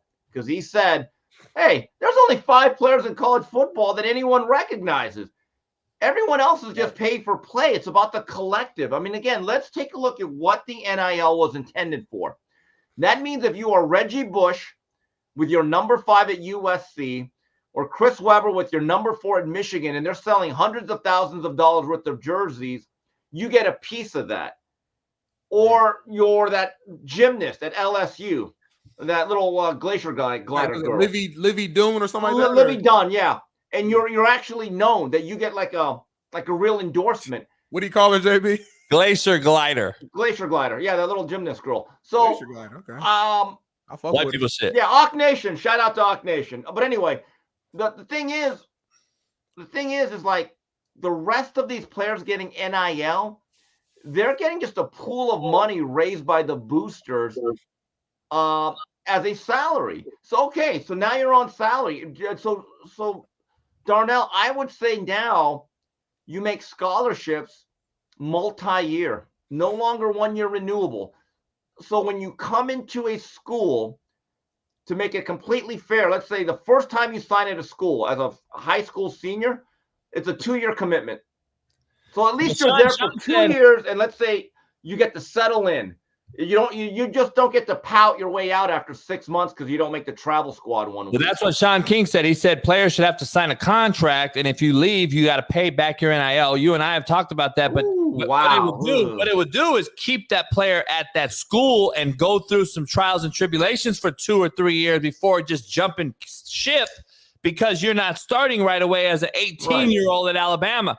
That's what his deal is about. You can't get NIL at the next school if you leave, which would force you to stay. I truly believe that. And Coach, another thing is I've told this to that booster before, a good friend of mine I go to the games with, and I said, look, I know you like helping the players. I know you help them outside of the University of Miami. I draw a hard line. If you do not finish your career at Miami, don't call me. I'm sorry. You always say that, yeah. I mean, at the end of the day, if you are a player that played well, you're down on your luck, hey, I will help you. But if you're that guy that went to 4 schools in 6 years, I'd be like, hey, buddy, we loved you. You should have graduated from our university, but you didn't. Now, if you I'm being like, look, we've made this so cutthroat that this seems cold-hearted, but you have to do this. You have to, because what's the inducement? Like, players want it both ways. I got to do what's best for myself. So you go to 4 schools in 6 years, whatever. All right. So the alumni, the fans, the coaches, the program, you know what? They look at it the exact same way. People have to realize this. Yeah, and to get guys to pay back an NIL deal, it would be similar to getting transcripts for a transfer in my era.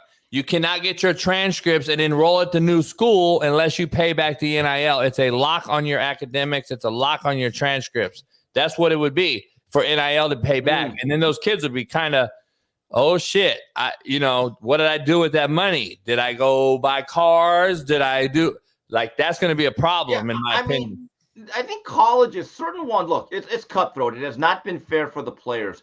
But I do know a lot of times the universities help players that have no chance of making the pros. Like one of my favorite documentaries is Hoop Dreams. I think it's one of the most important works in American cinema the last 50 years. And it's really made Steve James, the producer, I think, a guy. And I love all this stuff. It was about two high school players in Chicago, Arthur Agee and William Gates. And the guy that went to Marquette, I believe, was William Gates. And his career didn't work out because he had a knee injury. But I do remember it was a young Kevin O'Neill, long before he coached at USC. He was a coach at Marquette, and they're taping or filming his in-home visit. And Kevin O'Neill said, "I just want you to know, William, I know that you are a coveted guy," because he was top 50. He was a real blue chipper, went to the same high school as Isaiah Thomas. And he said, "Look, you have to understand, if you commit right now, you're Marquette. And I just want you to know, as long as you're at Marquette, you will always be on scholarship. We will never cut you. This is the way we're doing things. But if I walk out of this door and you don't give me a commitment, here's the problem. There might be another shooting guard that's going to take your spot." So he said, "William, do we have a deal or not?" And so it's like a push-pull. And I will give Marquette and Kevin O'Neill a lot of credit. William Gates actually got sick of basketball. He actually quit the team because he had a lot of pressure on him. He was married, had a kid. He was very disillusioned with how his career went. You know what Marquette said? Marquette and Kevin O'Neill said, "Come back onto the team because we want you back on scholarship so you can finish your degree. Get your degree." He never played that much his last couple of years because his knee was all wrecked. So so I don't think it's fair that every school is looked upon as like these people that prey upon young athletes. Because it does happen, but there are also institutions that say, "Hey, you stick with us. We want you a part of our family." Players have got to weigh that out. You are literally making at times a 50-year decision when you sign a letter of intent. Too many players, Darnell, in my view, they're looking at it as a year-to-year, 8-month commitment. Let's see if I'm going to start or not. That is incredibly short-sighted. And the problem is majority of college athletes aren't playing at the next level, but they all think they are. And that's the issue. They're not thinking about the bigger picture of when I graduate, excuse me, or even if you do play in the NFL for a year or two, and you get done playing, what's next? And when you don't have that true university and that community that you can lean on, you end up in a bad position. You end up right back almost to square one before you even got to college, and you almost wasted your entire college career because you were so worried about hopping around and getting the bag right now and not thinking about the longer-term big play. So it's a very dangerous thing, and I don't know if it's ever going to get fixed, honestly. The average NFL career is about 3.5 to 4 years, which means even if you make it, chances are by age 26 to 28, you need to find something else to do with the rest of your life. So if you are a young college athlete, this is old Uncle Kimster's going to give some advice.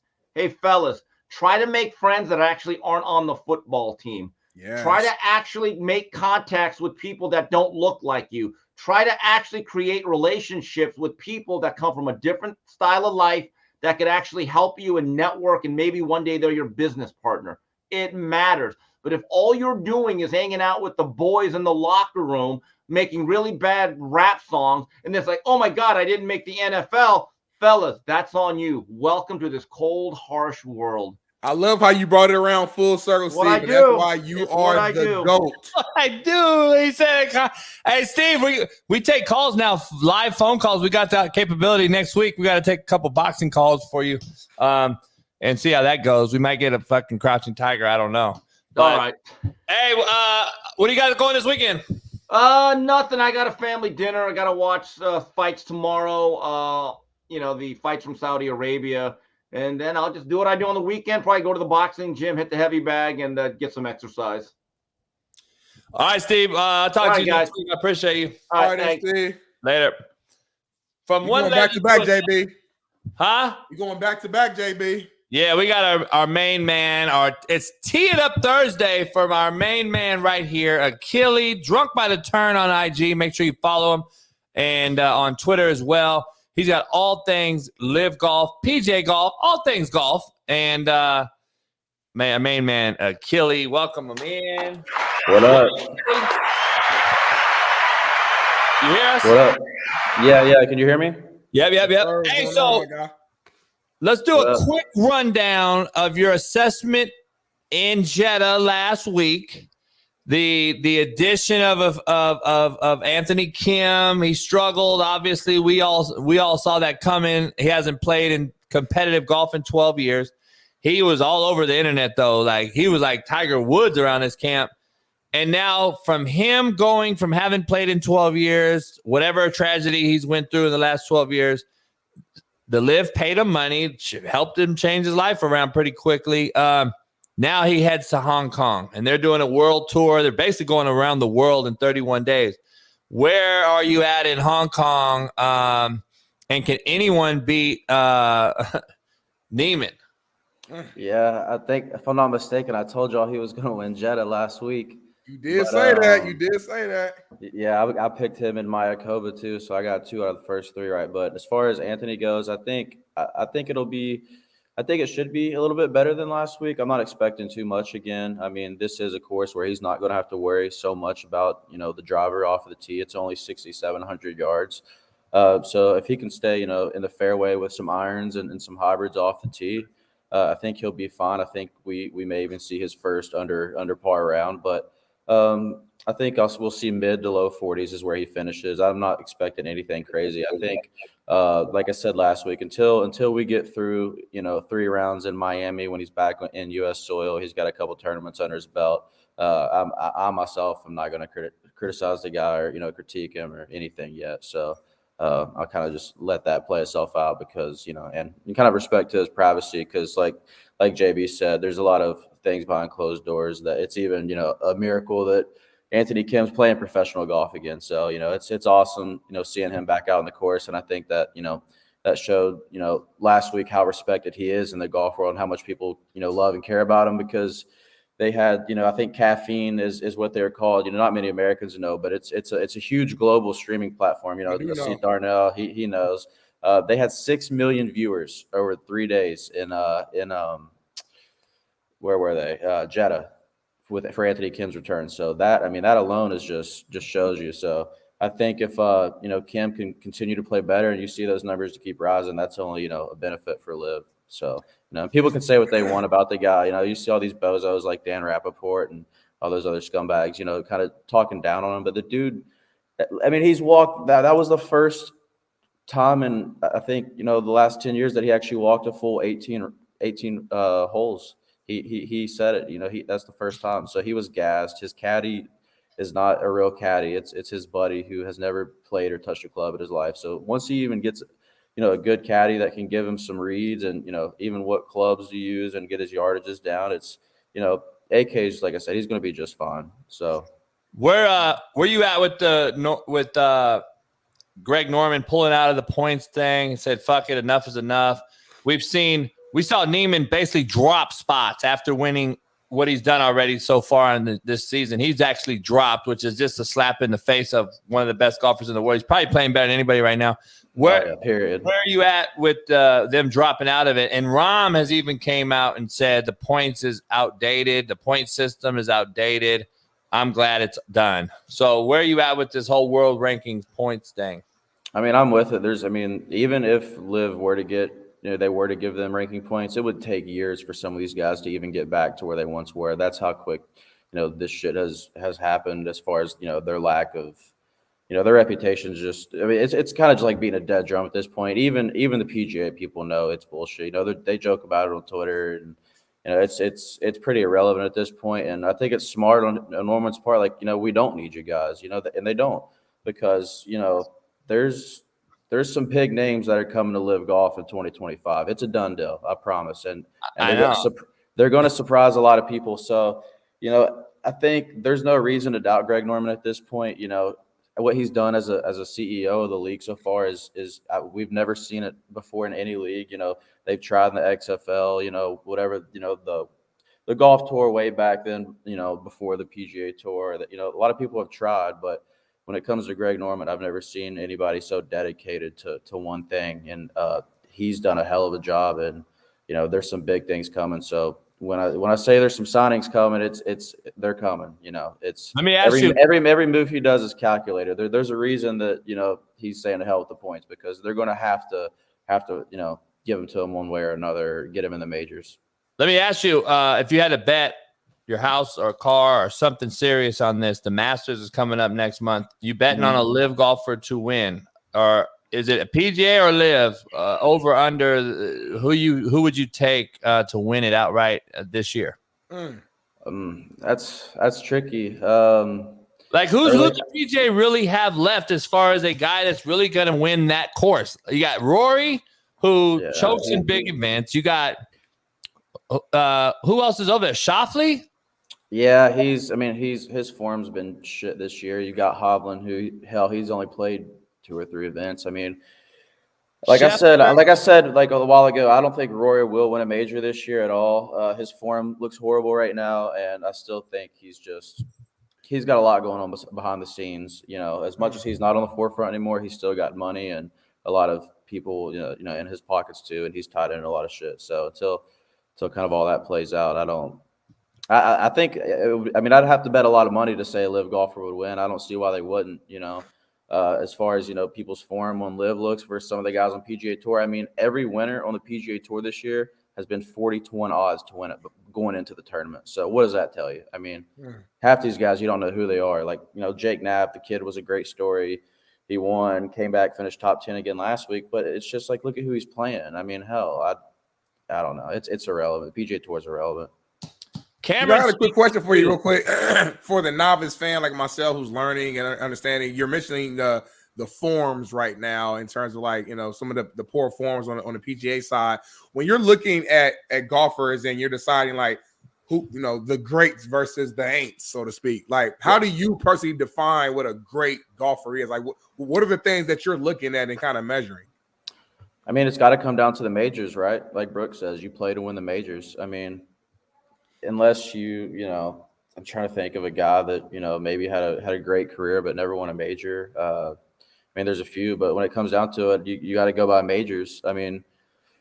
If you don't have any majors at the end of the day, you can't sit at the table. So I think, when it comes down to that, it comes down to the majors. In my eyes, Jack will forever be the greatest of all time just because of the majors, right?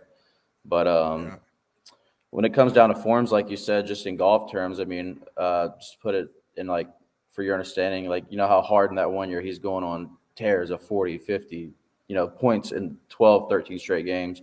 That's kind of what we're seeing out of Waco and Neiman in a golf stance right now. And then, DJ, back the year he won the Masters, he was just going on a tear. So some of these guys, they're the best in the world. So when they get hot, there's, it's kind of hard not to take them again. But as far as that goes, I want to take Waco this week, but I got to go with Patrick Reed, man. I think this course just sets up perfect for him. He's played a lot of international events. He's been over there, and he's a guy that, he's been struggling a little bit recently as far as off the tee box. But when it comes to, shot shaping and iron play, which, this course sets up perfect for, I don't think there's anybody better on live that, does that. And, he's pretty creative around the greens. These are some of the smallest greens, in the world at Hong Kong Golf Club. So I got to roll with P. Reed this week for my individual winner. See if we can get 3 out of the first 4 right. Got you. Yeah, I agree. Before you get out of here, who's winning this week? Hong Kong. Yeah. Team. I got Patrick Reed winning Hong Kong. Yeah. But as far as the team goes, I got the Fireballs. I think Abe Answer, if he doesn't play well this week, there's some concerns because this course sets up perfect for a guy like him as well. He's second in live in fairways off the tee box. Sergio's always going to come to play, and then you got Pooch, who is one of the best young phenoms, not only on live but in golf right now. With and I just think their iron play is better than anybody. As far as the team aspect goes on live. So I think the Fireballs will pull off a victory this week in Hong Kong. But this course also sets up for a guy like Double P. I mean, he's one of the best ball strikers on Liv too. So I think you'll see some of these older guys come to play this week. You know, Ian Poulter's won at this course as well in his career. So you'll see a lot of these older guys come to play this week because, you know, like I said, you're not going to need much off the tee box. It's you know, it's a matter of if you can hit this shot or shape it this way or that way. It's you'll see a lot of creativity this week at Hong Kong. No doubt. Man, we're going to send you some clips this week too from your segment so we can post them on IG and shit.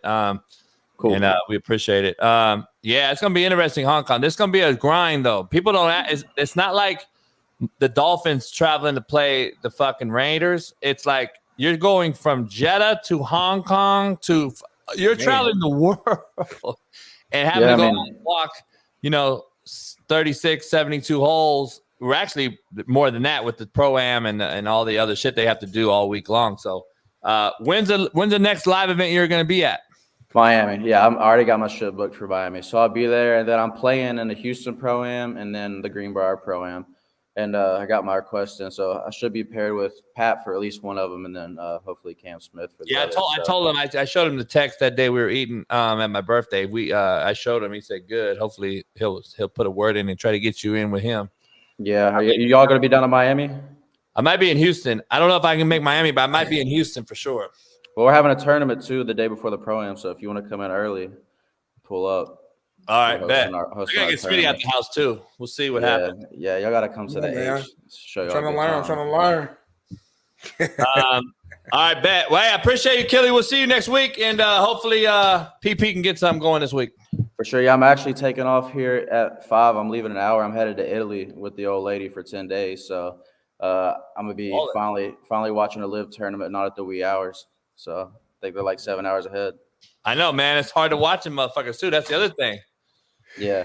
But, hey, safe travels, my guy. Have a great time. That's a big move right there. Have fun, relax. For sure. We'll do the recap live from Italy next week. Hell yeah, perfect. That'd be tight. All right. Appreciate y'all. Thank you as always. Sure. Later. Oh my God, peace. Let's take a quick break and we'll come back and we got a new segment called PrizePicks. Smitty and I actually played last night and came down to very, very vigorous text messages in the last few seconds. And I want to know who the fucking head coach is for Oklahoma City Thunder that cost me $500 last night. Smitty made some picks. We bet them, and we hit on every single one of them. And then the last fucking second of the game, up 10 points, the Oklahoma City Thunder decided to keep fucking Alexander in the game, and he hits a shot to put him over 42.5 total points, rebounds, and assists, and Smitty picked under. And he had 42, and he needed to stay at 42, and he hit a bucket, and it put him at 44, and we lost 500. But we still did win. And we're going to do a new segment where Smitty and I battle all year long on PrizePicks since they are a show sponsor. We did win money last night. Not a lot, but we did win money. And we're going to show you our picks, and we're going to give you our picks today as we bet them live on the show for tonight's props. Don't miss it. We'll be back in 5 minutes. Pound that like.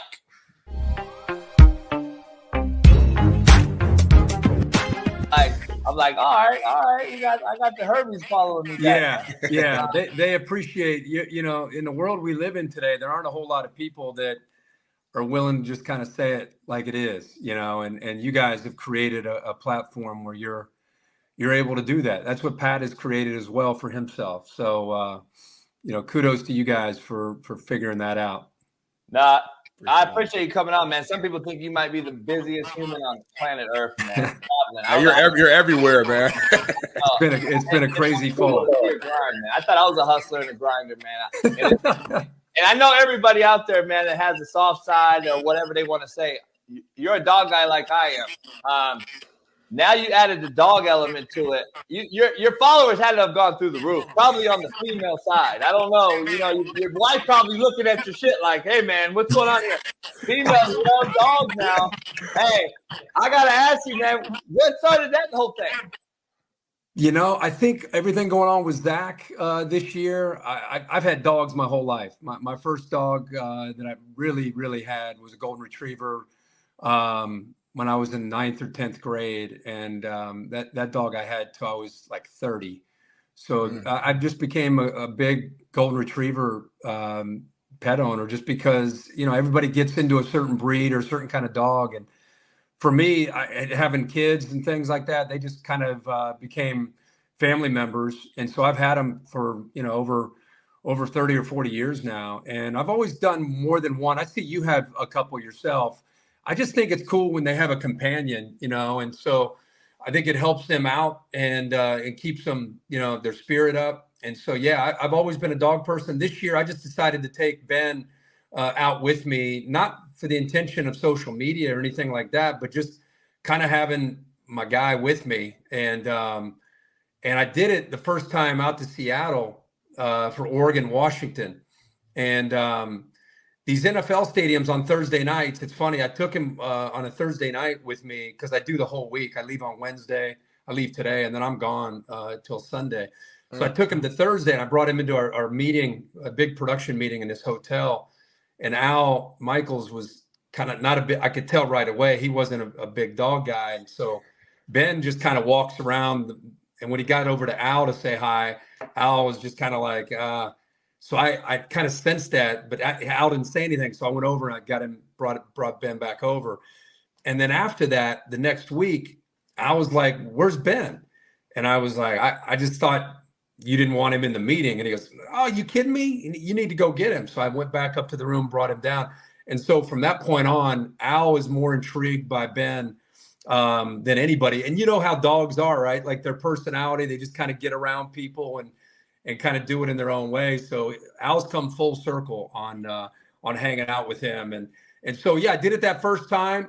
And I just realized how much he impacts everybody that he came in contact with and just started bringing him every single week from that point on. He's been out on the road with me now. I don't know, like maybe six weeks or so. This is, by the way, if I'm not on the road, this is what he does right here. I love it. Mine are at my feet right now snoring, man. That's what they do. It's unbelievable.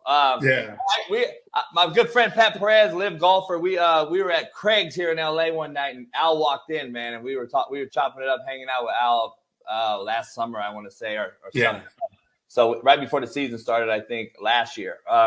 So great dude, man. Yeah, I know it's probably been a hell of a experience going from the college world to Al and that NFL legacy, call him the Miracle and all those different legendary stuff. Has that been like a crazy surreal moment?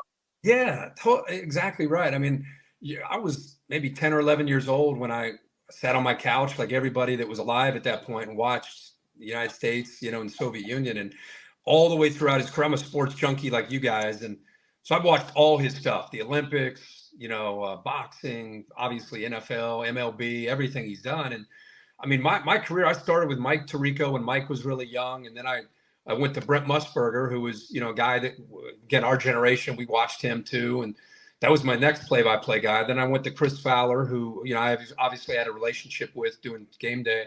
And then I worked with Al Michaels. Those are the only 4 guys that I've ever worked with.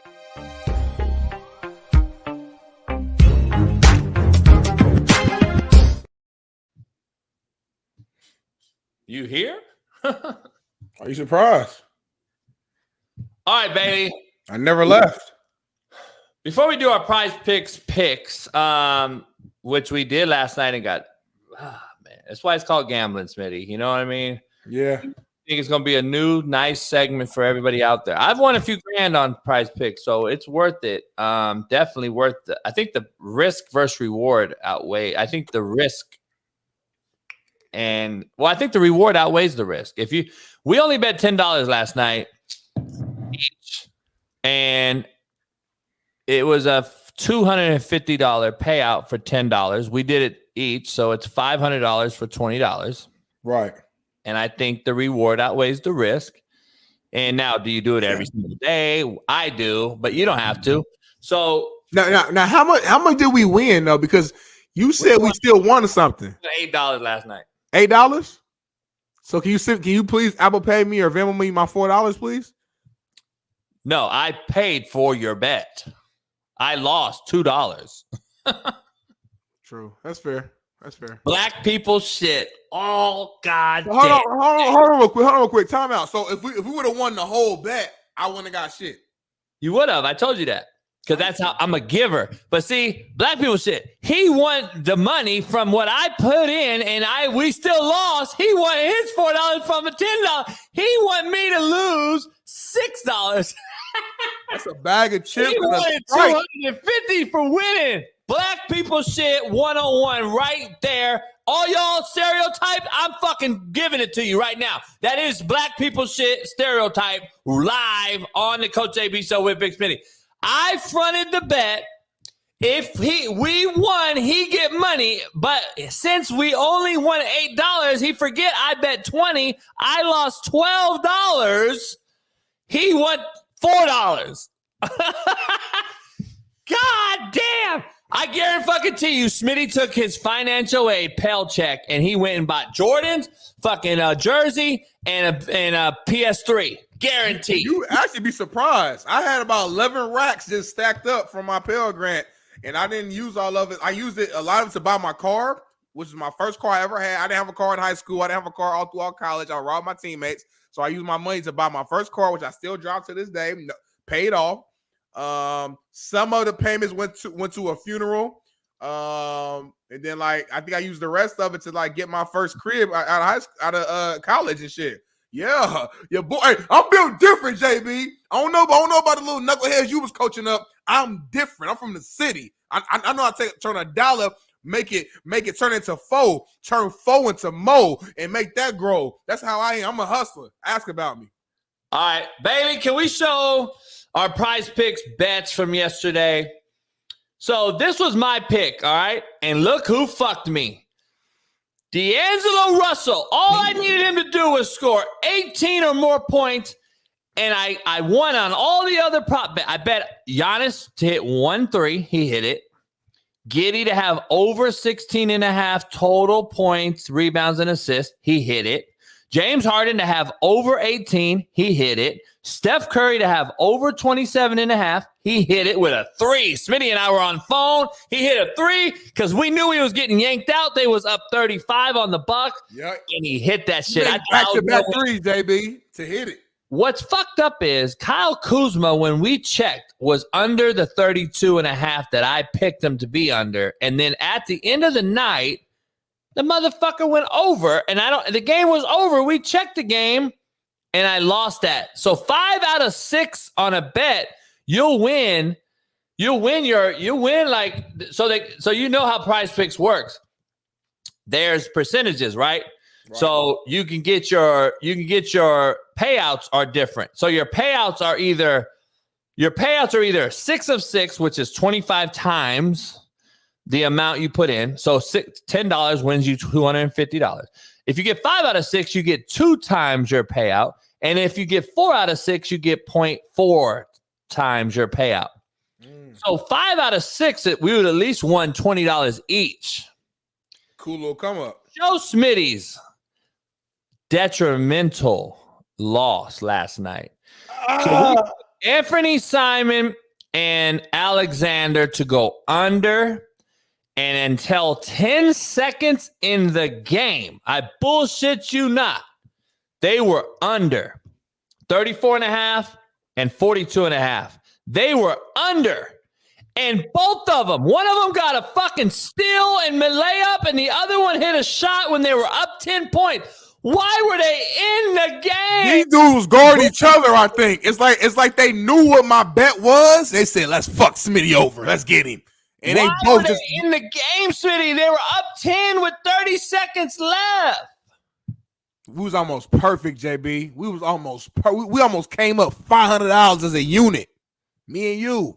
And I said, let's see. Okay. So we both went 4 out of 6. We both won 4 out of 6. Damn, we tied up again, man. So I like this though. We're gonna make a graphic and we're gonna keep track. So far we are tied. We are tied, and we're gonna keep track and we're gonna bet. But right now, though, Smitty, we're gonna do a live. I don't know, Bailey, if we could pull up.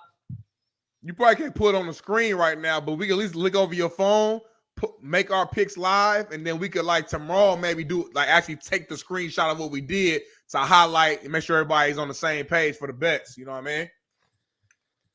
Yeah. Go to PrizePicks, y'all. Download that app right now because you're gonna go there. You're gonna have a chance. I can't make no promise to, but you're gonna have a darn chance. Darn chance. Mm-hmm. I'm not cussing no more the rest of the year. If I cuss more than 5 more times, I'm logged in, Bailey. How can we place our bet? Can I share the screen maybe? On your computer, you probably could. Let's share the screen then. Let's share the screen and do the pick live right now. Make sure you ain't got no wrong tabs up on the incognito. I don't do all that. I don't have to worry. See, when you lie, you got to cover yourself up. When you tell the truth, dog, you just do it. Make sure you ain't got no baddiehubs.net or no Xvideo. You ain't got nothing like that up there. All right. Ooh, okay, JB. All right, Bailey. I don't know how we do this, but let's bet. Let's take our picks and let's get them in. All right, Smitty, we'll do one right now. You and I will combo one for the crowd and the fans. All right. So let's just do points, rebounds, and assists totals. All right. Let's do it. So let's go. The common guy. Here's the thing. Towns, I hear, is hurt. He may be out. Yeah, I think he might be out. So I got to roll with Anthony Edwards here. Do you like him tonight? 40.5 over or under points, rebounds, and assists? I like him over. That's going to be my pick. I like him over too. Who they playing? All right. They're playing your team, Indy. Okay. Playing Indiana. Okay. Well, if they play Indiana, let's go to another Indiana player. I saw what Tyrese Halliburton down there. What's his numbers? 32.5. I like that. We going over on that one. He gonna drop 22 points, get 15 assists and 7 rebounds. Easy money. Where you at with Miles Turner? He's a big rebounder. Is blocks included, or you said points, rebounds, assists? Points, rebounds, assists. I like that under because he's gonna get probably 1 assist and maybe he'll get a lot of boards, but he's not gonna score a lot of points. So I say he gets like 8 points, 12 boards, 1 assist. I think he'll be slightly under. So we'll go under on Miles Turner, 24.5 points, rebounds, assists. Yeah, I can see him going 10, 8, 2. Yep, me too. You pick the next one. You pick the next one, JB. Man, Dennis Schroeder has been balling. I kind of like him in Brooklyn versus Detroit tonight. 26.5. He's kind of a well-rounded guard. And Detroit's really bad. But I also like Cade Cunningham in Detroit going against a bad Brooklyn team. They might both go off. You want to go over on both? I'm going to go Cade Cunningham in this one under 33.5 points. Under. Interesting. Okay. All right. Now that's 4. We got 2 more if we're going to do 6 to try to win the big money. Well, let's stay in Brooklyn. I like Miles Bridges going slightly over there. I like him getting the 33 total. Points, rebounds, assists. Miles Bridges is a big time baller. They're going against a very bad young Detroit team. I like him getting his 33. Miles Bridges, right underneath Cade Cunningham. That's Mikal Bridges. I mean, that's what I meant to say. I'm sorry, Mikal Bridges. I apologize for that. Mikal Bridges, y'all. Mikal Bridges. You want him over? Yes, I do want him over. Why are you looking like that? All right.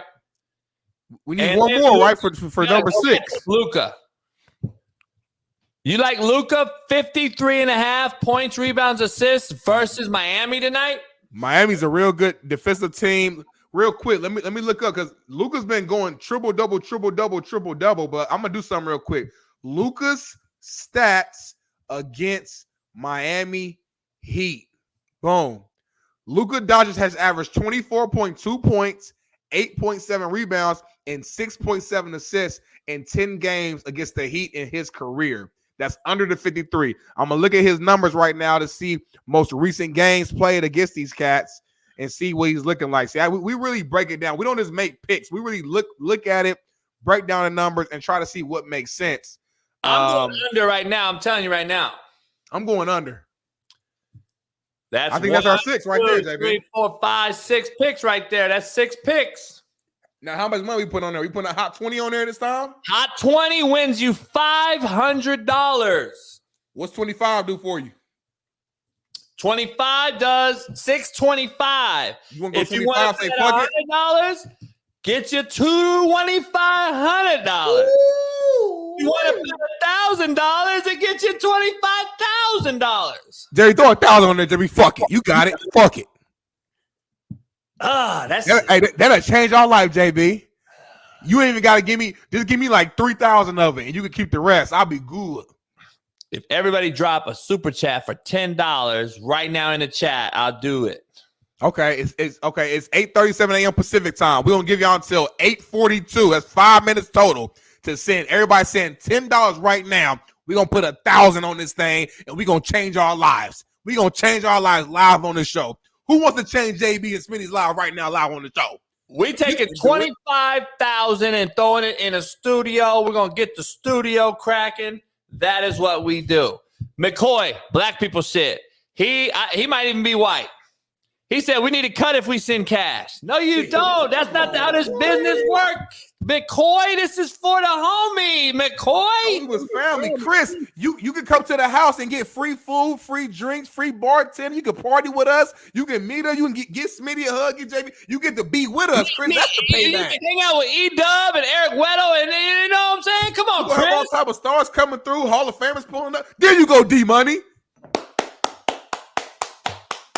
That's how you set the tone, and that's why you a Super Bowl champion, Chiefs Kingdom, man. There you go, D-Money. Who's next? Who's next? All right, Smitty. Let's dive into some Hector. Let's dive into some money, Steve. Smitty. My name ain't Steve. I know, Smitty. Have you seen the latest drama, which I've called out months ago,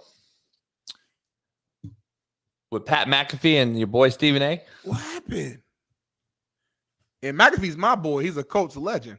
ESPN stars Pat McAfee, Stephen A. Smith reportedly had an explosive argument over creative differences, leading Smith to ban McAfee from First Take.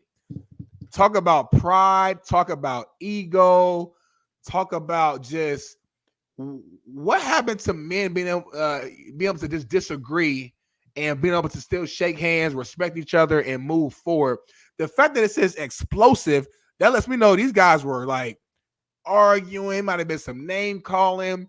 And to me, if that is true, and if that is the case, there was already some tension leading up to that point. You don't come together, have creative differences, and get that pissed off to the level of banning somebody from the show. JB and I, we have creative differences all the time. I thought the show should be 2 hours. He thought it should be 3 hours. He might want a certain segment on the show. I might not want the segment. We might disagree on certain things, but as men, we can respect each other, still shake hands, move forward, and come to an agreement. To get to this point of banning someone from your show, you're either A, too prideful and too egotistical, and or B, you guys already have some sort of tension and beef leading up to this discussion, that this discussion was just the icing on the cake that, boom, killed the relationship. So Coach JB is our promo code for PrizePicks. So check it out. PrizePicks promo code is Coach JB. Oh yeah, we're gonna have a poker night very soon. We've been off a little bit, kind of everyone doing their own thing, and so we'll have some poker nights here very soon. By the way, too, we're talking behind the scenes right now for members only. Members only. JB and I are considering for the members who are local, meaning you're somewhere in California, you know, where the drive or the whatever, the commute isn't too crazy. We're considering doing an exclusive members only event where you guys can hang out with us, hang out with the stars, you know what I mean? Shake hands, not just get autographs, actually be a part of what we do and how JB and I hang out. Because there's one thing to see us on the show. We got to keep it a little PC on here. But when we get together and we off camera,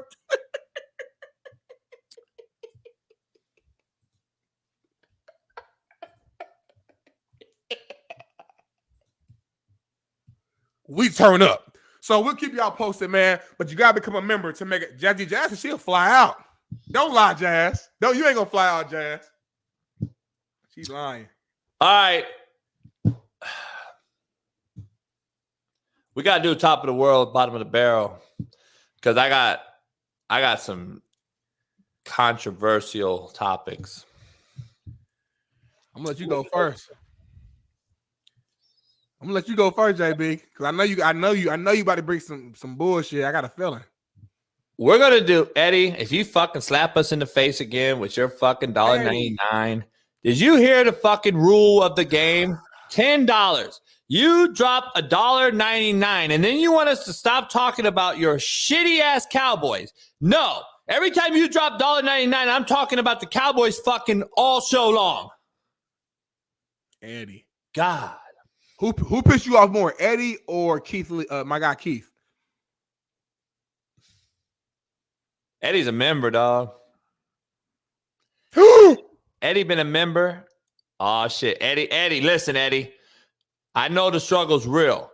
Don't fucking do it if you can't do it just to do it. Oh, is that a bar? Let me say what I just said. What did I just say? Don't just do it to say you do it if you can't do it. Damn.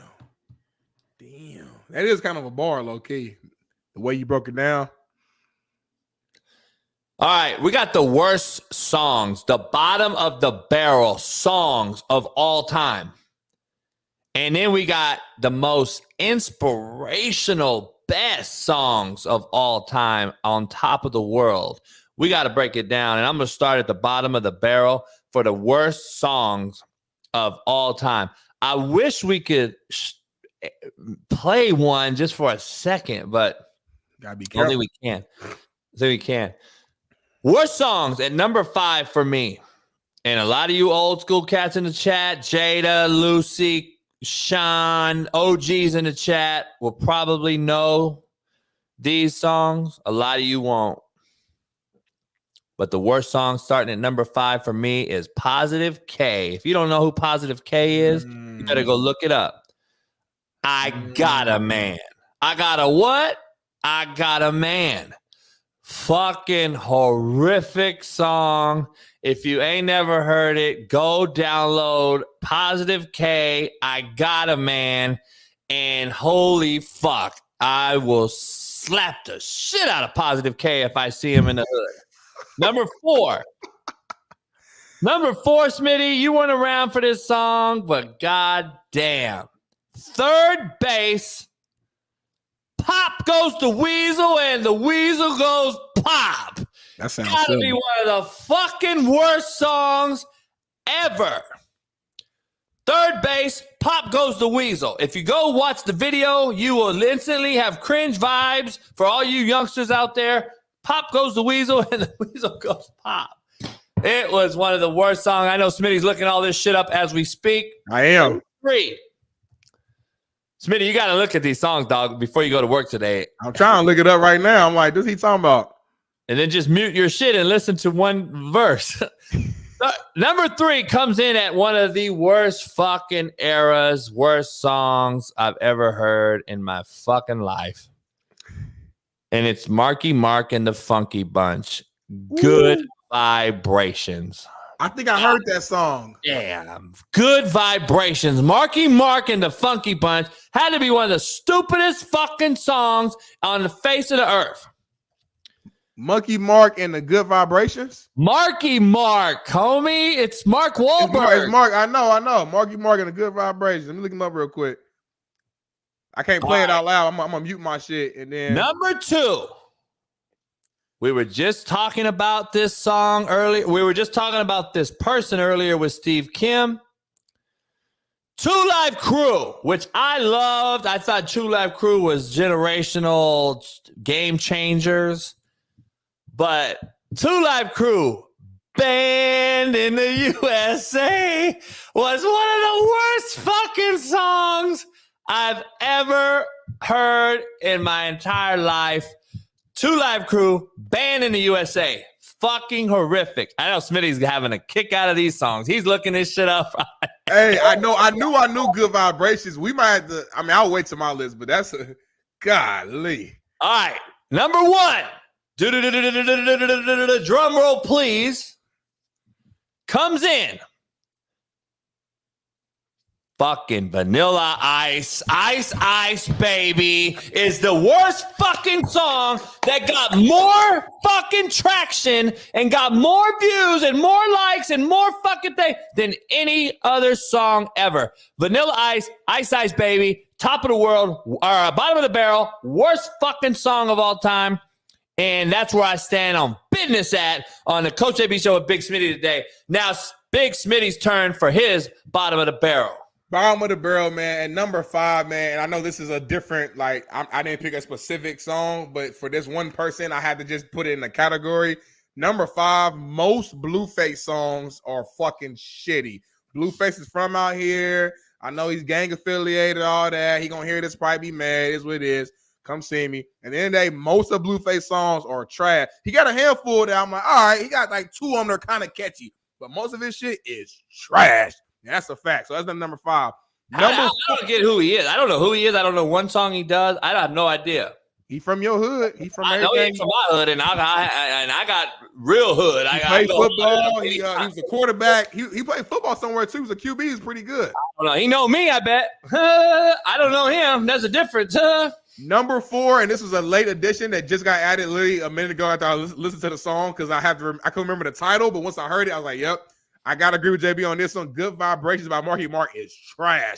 I hear that song. I feel like there's commercials and shit with that song. There's fucking like old movies where they had that song when motherfuckers are shopping. It's a horrible song. Thank God Marky Mark switched to becoming an actor. Number 3, Chicken Noodle Soup. I think the artist's name was Young B. Chicken Noodle Soup. Chicken Noodle Soup. Chicken Noodle Soup with a soda on the side. Trash. Horrible song. Number 2. Another agreement with JB, Ice, Baby, Vanilla Ice. And for every single reason that JB said, that's the only song I even know of Vanilla Ice. I literally don't know any other song ever. I don't know if he has an album. I don't know if he just made one single. That's the only song he's ever made. It's so popular and it's trash. But number 1, and this is a recent song. This song is out right now. It's called Agora Hills by Doja Cat. All the young people, they're going to be pissed off. Look that shit up. It's some of the worst just wordplay. It's trash. It comes on the radio all the time. I immediately turn it off. Like, as soon as it comes on, I just turn it off. I don't even like, because certain songs just piss you off. I know Chris, me and her was having a debate earlier about the impact of music and stuff like that. One thing I will say, Chris, it can slightly toy with your attitude slightly and your emotions a little bit. And when that song comes on, it pisses me off. I have to immediately turn it off to keep myself balanced and keep all my chakras, as they say, intact. So Agora Hills, at least at where I stand right now, worst song of all time, and I do not like it. D Jones said I'm tripping, and I know D Jones, the culture ain't gonna like that. Let it rain and clear it out. When I was a kid, it was like fun and shit, but now I'm a grown ass man. I'm old as hell. I look back, that song is horrible. So that's my bottom of the barrel, JB. Let's go top of the world.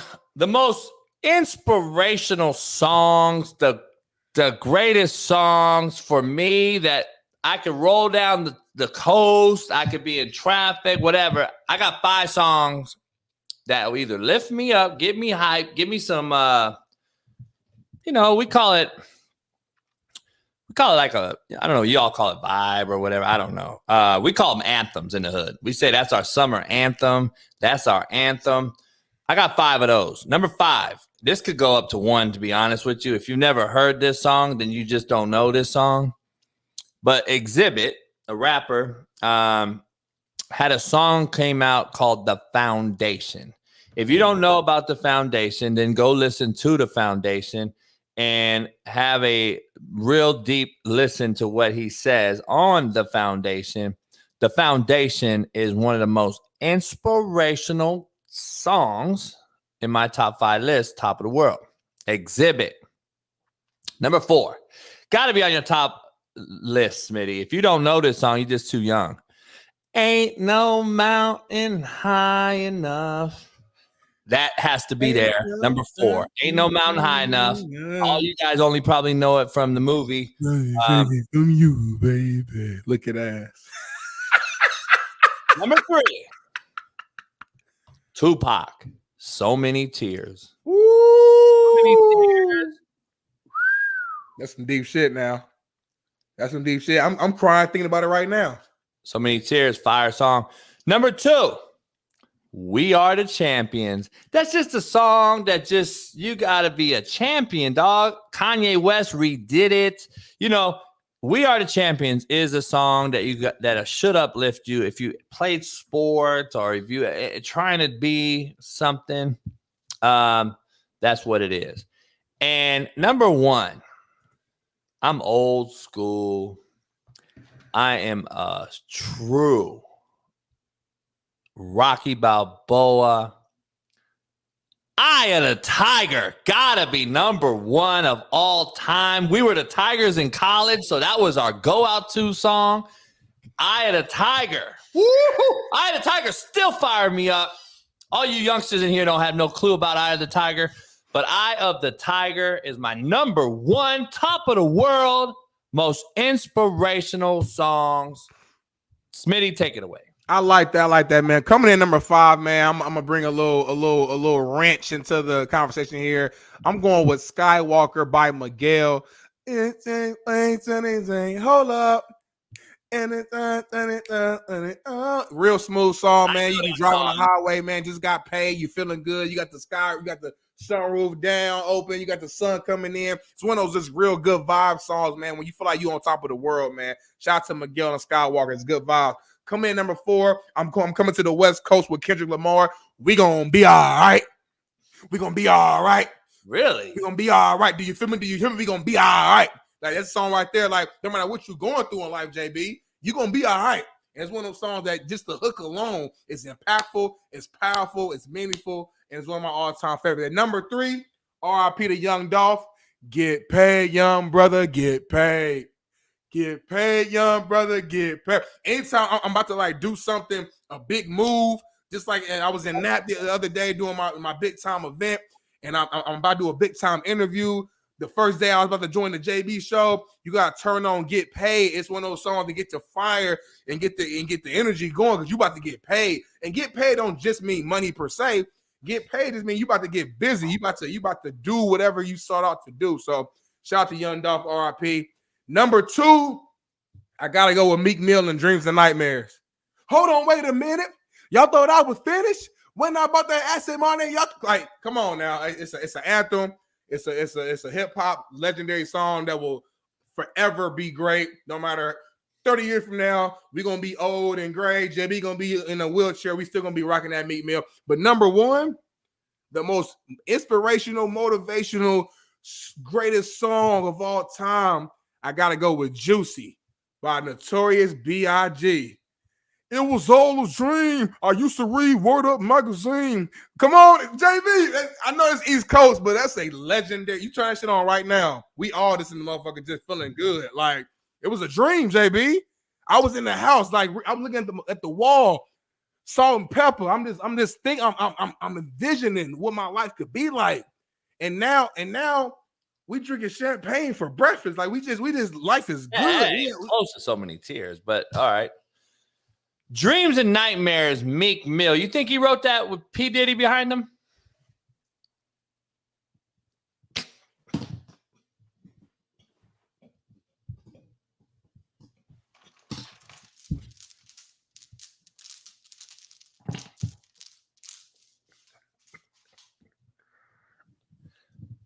Dreams and Nightmares. Motherfucker looking backward like an AE behind them. You a cold-blooded dude, JB. You cold-blooded dude, JB. Most Blueface songs is not one song, so I won because of that. I won the whole debate. This isn't a win or loss thing.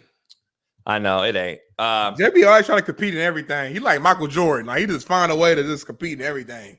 Smitty, I don't know. We got about 5 minutes, and I don't know if I know you know because you found out about it from me because I got found out about it from somebody that was bigger name out there in the business.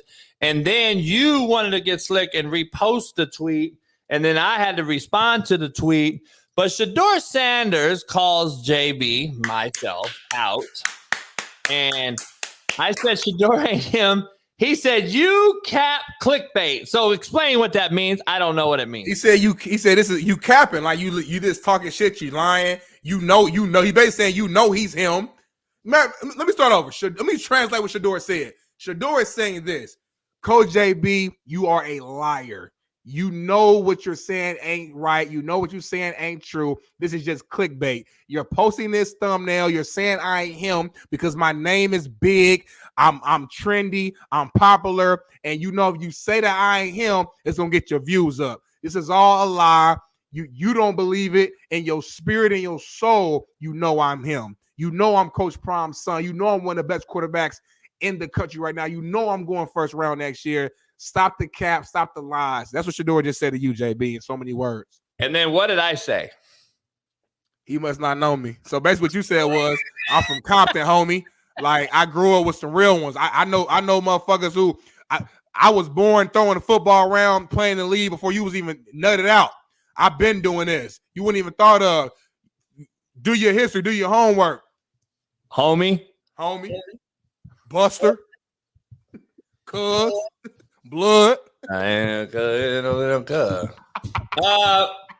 so, well, I'm not running nowhere. I don't talk to kids, by the way. I don't have back and forth with kids, so I'm not. That's why I kind of just kept it. I didn't even respond. I'm not going to respond because I don't go back and forth with kids. I'll let his daddy do that. Oh, he got 21 years old. I mean, I wouldn't even let my 21-year-old player talk to anybody and talk shit. I wouldn't do it. I wouldn't let it. Social media, Jay, but no matter how much of a coach you think you are, there's no way in hell you can keep that's where you wrong from not tweeting out what they want to tweet out. This is his daddy and his head coach. You're his daddy and head coach. And how can you tell me that he can't control his social media? See, that's the problem. Y'all allow it instead of coach it. You're not watching every single individual tweet, Instagram post, Snapchat, TikTok, and Facebook post 24/7, and every single player is doing. It's literally impossible. No, it's not. You don't know that your coaches used to monitor your shit because you're still in the social media era. I wasn't when I played. My staff monitored every single post and tweet and every single thing from our kids. We all had our kids log in on Huddle. Social medias went in there. Now, if they did a burner or some bullshit, go ahead. We'll find you eventually. But if it's your account and you got back then, if you had weed socks, that was a big thing. Marijuana socks. They had their socks on. I'm trying to get you a scholarship, not lose you fucking one. So we monitored all social media, and every D1 monitors their kids' social media. If they're telling you that, that's fucking cap. If they're telling you they don't, because they do, and they can lose NIL deals, they can lose scholarships, they can lose other things for doing some stupid shit. You're telling me if a cat got a pistol waving it around on IG Live that it's okay, you're not monitoring it. Come on, JB. What I'm saying is why you're not going to see it. You're not going to see Shedeur saying that's what a hat emoji. What I'm saying is that is why, though, we monitor the small shit because of the reason we're going to monitor our kids' whole fucking roster because they do some stupid shit. I'm just telling you. I'm not like, I understand y'all. Every coach in chat talking about we monitor social media. They do. But I never said y'all didn't monitor. If everybody would listen to me, I didn't say you just didn't monitor. I didn't say you never looked, you never cared. We had, during camp every year, we've had someone come in and talk to us about social media, what not to do, what you shouldn't do. I understand that. I'm saying it's not, at the same time, you have 100-some players on a football team in college. You cannot tell me that you guys are seeing every single post that all 100 players are making on every single social media platform. It's impossible to do that. It's like it's literally impossible. So I'm saying you know they have trackers. Some shit would get left out. Is what I'm saying. You don't get it. People have made these things for football programs. Dog, I'm telling you. I wouldn't lie to you. I'm telling you. Yes, you can see every tweet. And then there's keywords that are tweeted out or Instagram or whatever that comes to the social media coach that's in charge, and he sees okay, so one word was used in a post. And if that word was like a trigger word, then we pull up all the kids' posts, and now we see what he posted that day. And now we're like, oh, really? You posted that shit. It's not impossible, Latrell. Telling your ass that you're allowing it, Latrell. Your player's getting over on your ass. So just, real quick before we go. So just for clarity, I just put y'all on game right now. Just for clarity, you had a coach that every single day he would spend about 2 to 3 hours, for whatever, and he would go one by one. So he'll start at the top. Okay, Anthony Edwards, linebacker from Florida. Okay, let me go to his Twitter. Let me go scroll and see what he tweeted yesterday. Okay, let me go to Instagram, see what he did yesterday. Okay, all right, next we got Anthony Moore. No, that's not how it works. That's all I'm saying, y'all. No, you're taking too long to explain it, and you're bullshitting what I'm telling you. So what happens is we have a social media coordinator. That was the title of him, social media coordinator. What happens is every position coach has every single kid's Twitter's, IG, TikTok account, correct? They have all of them. That's a job title that I gave them. Each coach monitors their position. That position group tells the coordinator, hey, these are some things that popped across my feed or whatever. The cat has a program that we bought, types it in, and if Big Smitty's tweet that day was, fuck you, ho bitch, it popped up. Now we pull him in and say, hey, dog, what the fuck you doing? And then it starts to matriculate through our system to where all the cat's tweets and Instagrams and shit keeps coming through as we get it through. It's linked to Huddle, which is through the group text through our kids, so we can tell them there's a meeting, there's blah, blah, blah, blah, blah. And it's all linked together. It's a real thing. But that's filtering words out. If a player didn't say "ho bitch" and you typed in "ho bitch," but they said some other shit that you didn't type in, then they could get away with it. Is all I'm saying. Are you not understanding what I'm saying, Smitty? It's not about ho bitch. I'm just telling you, there's trigger words that are in the thing that's going to eventually pop up. Our coaches are looking at each one of their positions. A running back coach may have 8 to 10 running backs, let's say in spring. Right. Okay, that's feasible to handle. I'm going to find out there's a shitbird in there, real simple, out of 10 dude. My O-line coach may have 20 O-linemen, and he has an assistant coach as well, obviously. And then you got a D-line coach who has an assistant as well. Those two have 15 to 20 D-linemen. Dog, it ain't as hard as you think, bro. I'm telling you. I hear you. Doing it. I wasn't a coach, so I don't know what y'all was doing.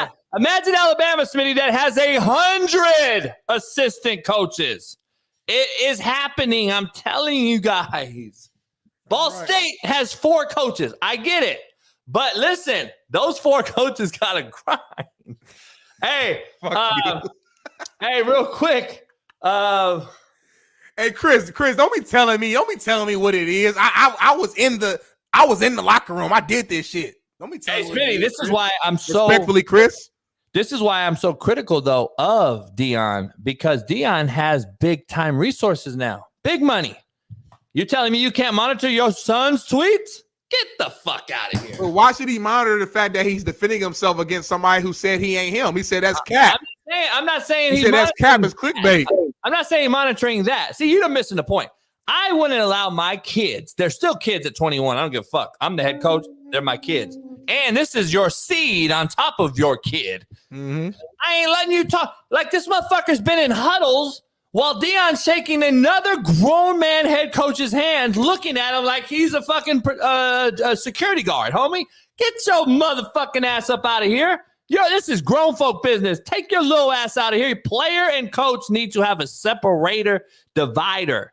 It ain't fucking you're my homie just because you're my son. It would even be worse for me if I had my son, to be honest. This shit, I'm telling you, dog.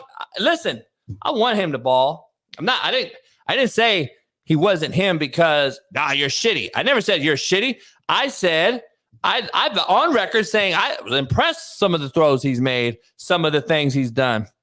That doesn't mean I think you're the guy, first round, first pick. You're not him. So what happened with fucking Caitlin Clark? I said she's not her. Yeah, you super wrong. I'm just saying. Your bitch is blowing up like a motherfucker, boy. Surprised Caitlin didn't come at you.